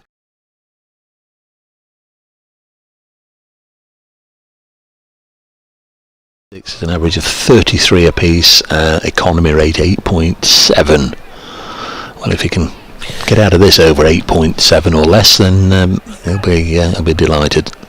I wonder if when I've been clicking on his name, I've left another section of the search clicked from a previous player. That's all I can think, because I had memories of him playing, or I thought I did, about 2019 or something like that. Well, it's been with not since 2015, apart from last year, of course, when he was called away for Australia. Here he comes on. That's absolutely taken Ben Raines' leg stump out the ground, and he punches his bat in anger at himself. He's yorked for 16. Durham are now 55 for 4 and need another 44 to win. Good decision from the skipper to bring himself on. Full pitch delivery, doing the damage. What is quite right. The leg stump went for a bit of a wander there. Rain 2 sixes to get off the mark, and Knott's just nice and full at him. He couldn't get it away, and he has to go 55 for 4. And we're in the 7th over. Newman. Bryden Coss, is it? Yep. Big tall right-hander. Picked up a couple of wickets earlier on. Been away with England's 50 over side in the Netherlands.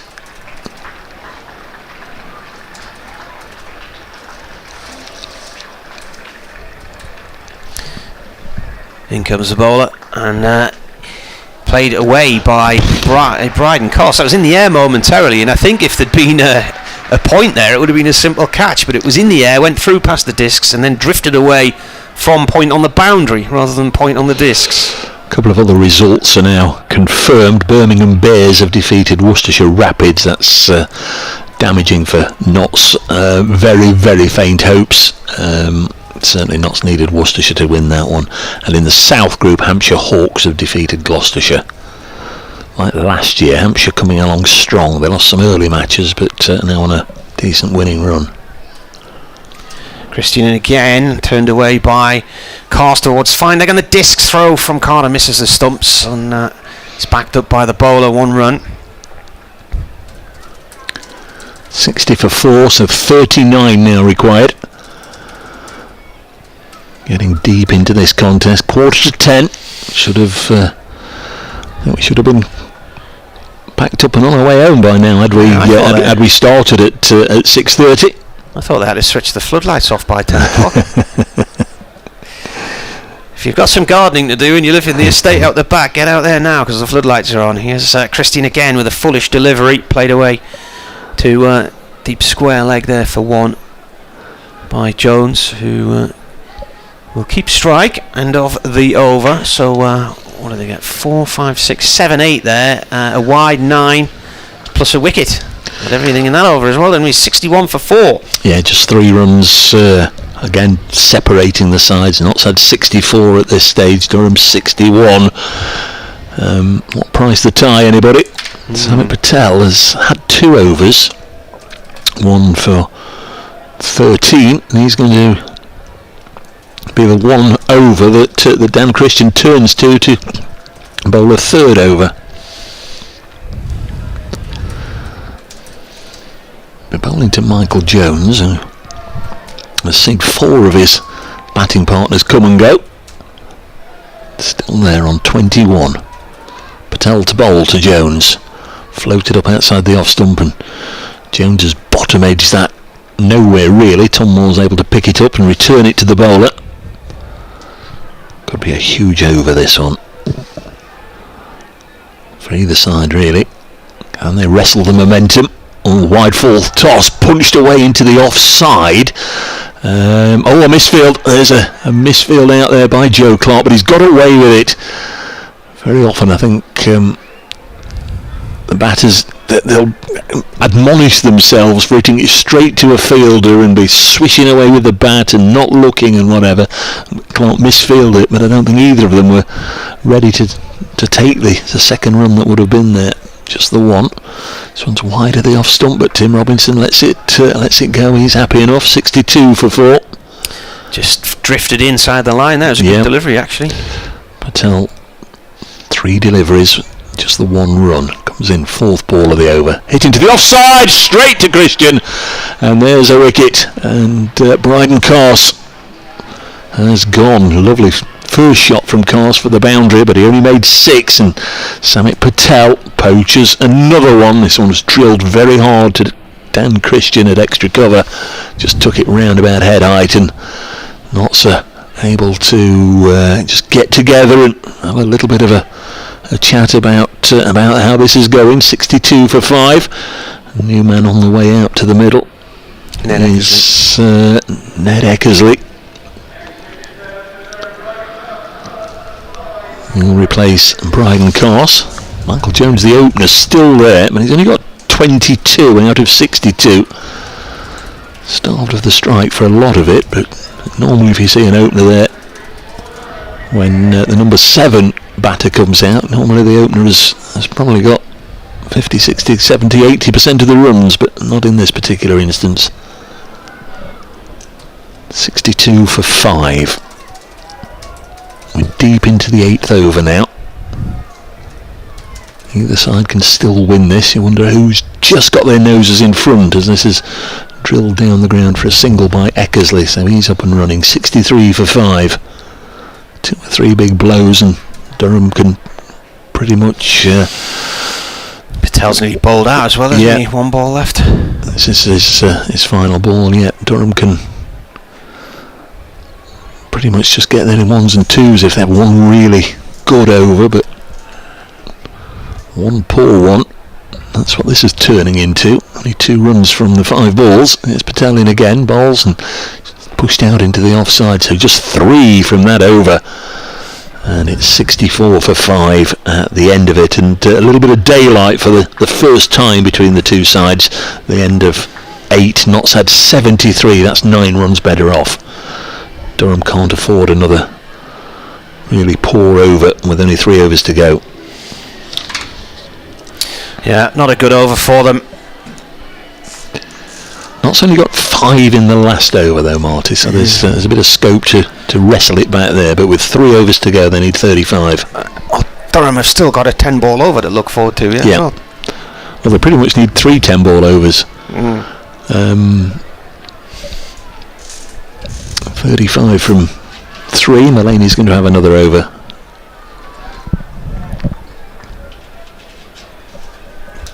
Jones needs to get motoring here. He's on 23 from 19, and this is just going to be 2-1. They've seen more hesitation. There should have been 2 there. They've hesitated, and it's 1 instead. That was all the way up the Ben Duckett. He had to come from long on, halfway across towards the discs to field that one. They should have been going for 2 there.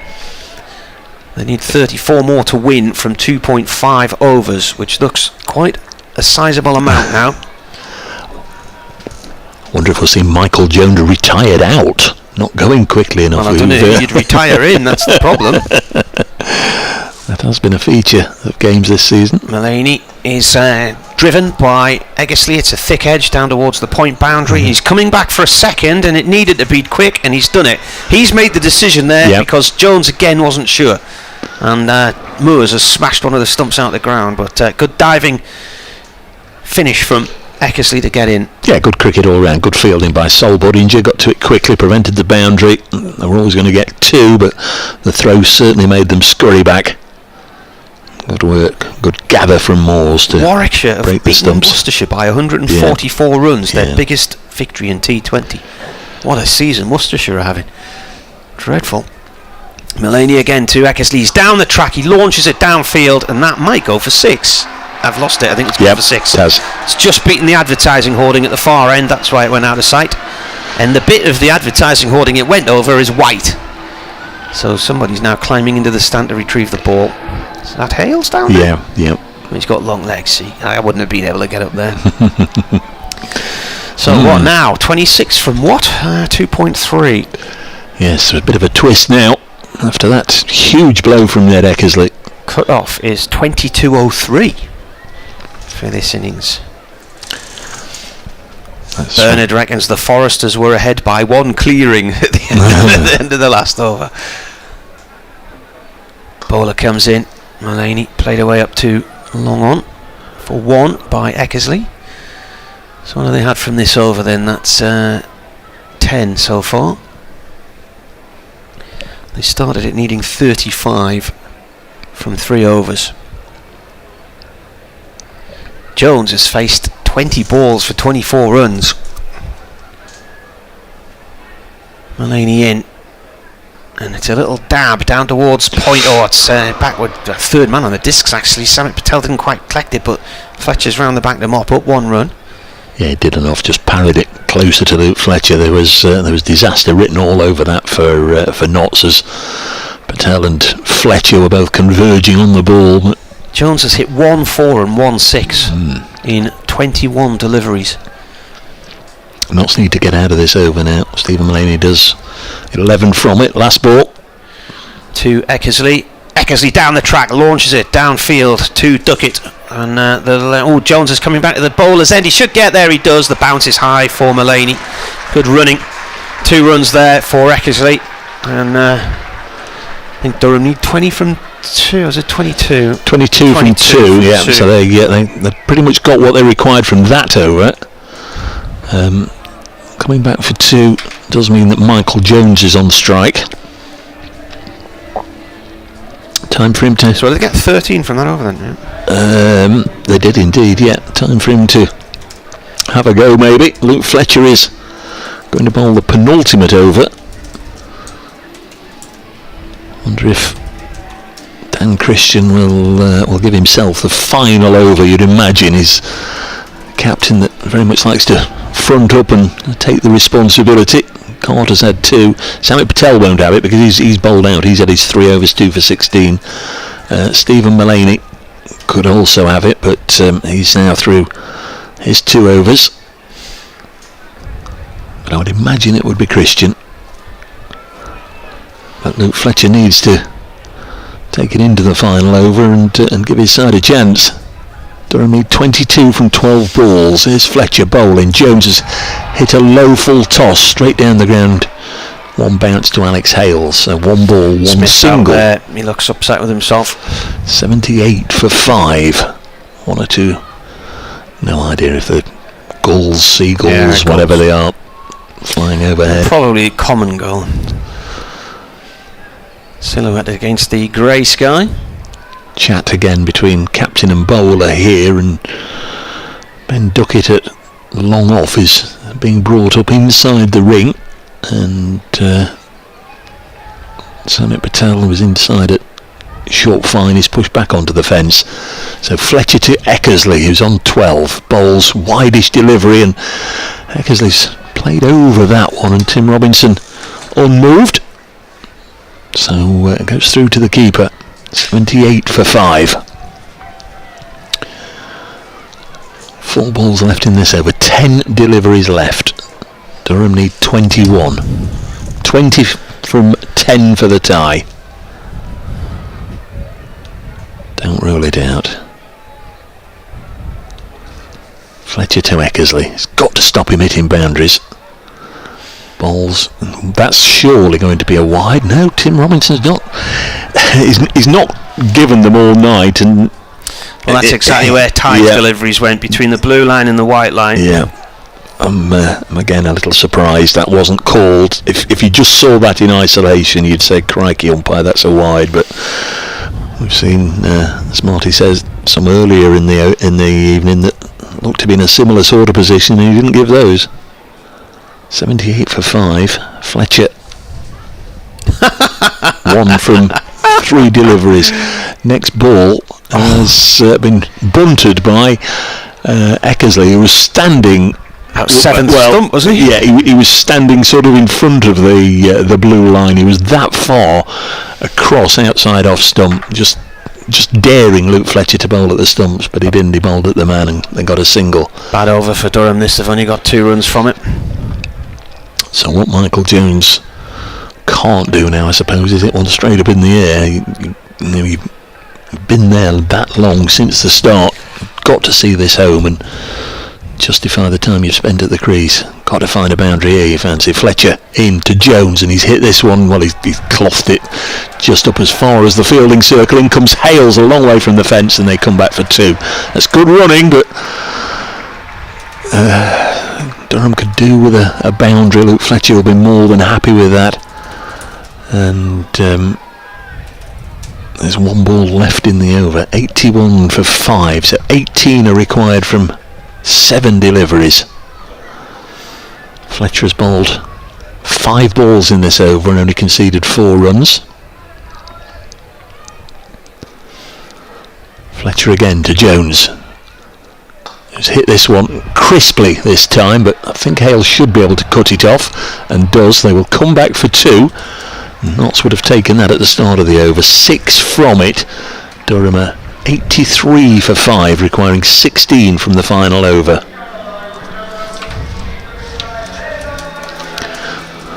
Lots of back patting and low fives for Luke Fletcher from his teammates at the end of that over.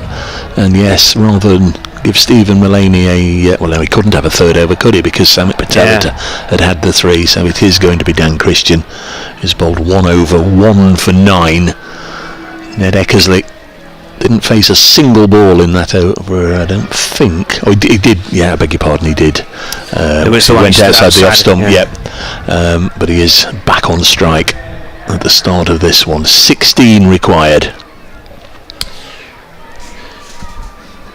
Carter 2 for 13 from 2. Fletcher 2 for 19 from 2. Patel 2 for 16 from 3. Mullaney none for 25 from 2. Dan Christian then to bowl the death over with Durham needing 16 to win. 15 for the tie, and it will all be utterly pointless. 1 point each, the same as they got if it had been rained off. Yeah. Let's see. I think Durham have only tied 2 against Yorkshire and against Lancashire. BBC Radio Nottingham, BBC Radio Newcastle, the back end of this game now. Christian, right arm round from the Lumley end, and that's gone down the leg side and is not signalled as a wide, and Ned Eckersley said, why is that not given? That's gone down the white line, not just the blue line. That's an extraordinary decision. Why is that not being given? I don't know. Eckersley absolutely furious with the umpire Neil Pratt. That's an extraordinary decision. He moved across to the leg side to try and play it, but it went behind him. Christian in again, and he slams him down the ground for 4. 1 bounce 4. What's that now? 12 needed to win. 11 from 4 to tie. He's angry now. I've got him angry. Duckett's down the far end. Can't really make anything out about him other than the bright red shoes. He is at long on. There's nobody at long off. Got a deep mid wicket, deep square leg, fine legs on the ropes as well. Everybody on the offside other than cover is on the discs. Christian in again, and that is a big hit from Ned Eckersley. He's absolutely skied that for 6 over deep mid wicket, and that is the long boundary to the pavilion. That's gone miles. 6 to win. Biggest hit we've seen this evening, coming in the final over here. Dan Christian just using the middle of the wicket, and Ned Eckersley got underneath it. Plenty of loft, and away it sailed over the leg side fence for 6. And Durham now require 6 to win, 5 to tie, 3 balls left.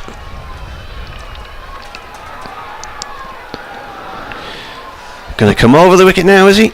Well, quite simply, Notts need Ned Eckersley out. What's he on? 23. Full and straight. Christian to Eckersley, and he drives it. It's gone up to mid-off for 1. 5 needed from 2. That's an interesting twist, isn't it? Just put it back on Michael Jones, and what I said in the previous over, if you bat this long, this deep, this deliberate, this determined to take it right through until the end, Michael Jones, you've got to be there and make sure your side get over the line. 4 to tie, 5 to win, 2 balls left. Crowd getting involved, the 2 mascots just trying to whip up them. 4 to win from 1 ball. Leg by taken.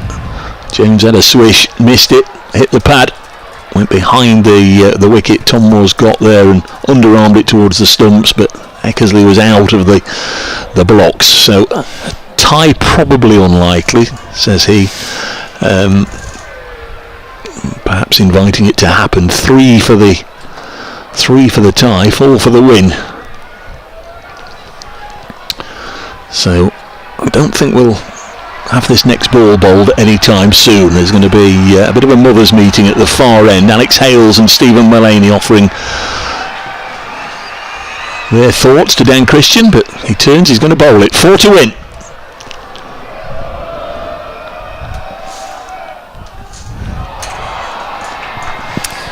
Durham lose by 2. And it's into the pads, and Notts have won this one. It's a little bit of an anti-climax. The ball was nice and full. Eckersley trying to heave it away, the ball into the pads. They take the leg by. But Durham finish on 96 for 5. So Notts have won this one by just 2 runs. Just after 10 o'clock at night, an 11 over a side game. It's gone right down, obviously, to the final ball. Notts making 98 for 9 with Stephen Mullaney's 34 not out.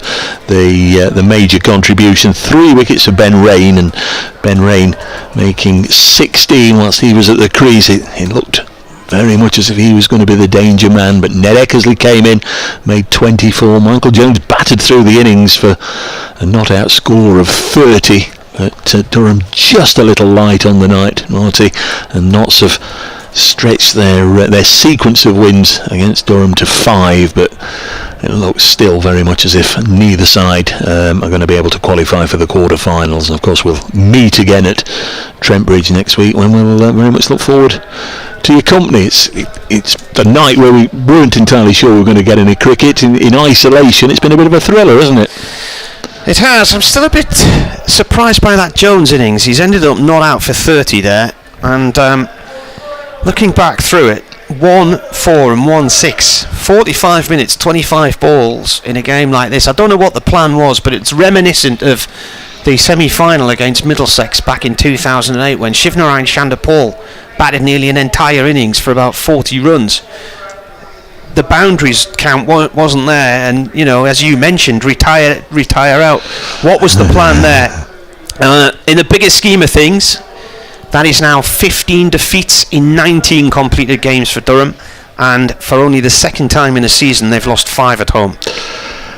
I can say in the North Group table now, very interesting for the sides up towards the top, which sadly at the moment Notts and Durham aren't, because Birmingham Bears, Lancashire Lightning and Derbyshire Falcons are all on 16 points at the top. The Bears and the Lightning have played 12. Derbyshire have played 13. So Notts, even if they win their last 2 matches, can't touch those. They've each got 16. They're out of harm's way as far as Notts are concerned. And Yorkshire Vikings, who won this evening against Northants, are on 15. So if they get 1 more point from their last 2 games, Notts wouldn't be able to catch them even if they won their last 2 games. Northants are on 14. Leicestershire on 12. They can both still qualify. And Notts, again, we almost said it was beyond any sort of comprehension that they could manage to get into the top 4. I guess somebody will say, well, there is still a route in there, but very, very, very unlikely. Notts 11 points now from 12 matches played. Durham at 8th, 7 points from 12 matches played, and Worcestershire at the bottom with just 3 points. Next Friday we'll be reunited at Trent Bridge for the return Notts Outlaws against Durham. Durham haven't got a game. Marty's got a few days off. Very much enjoyed catching up with my old mucker again. I hope you've all enjoyed the coverage from the northeast for the Notts supporters.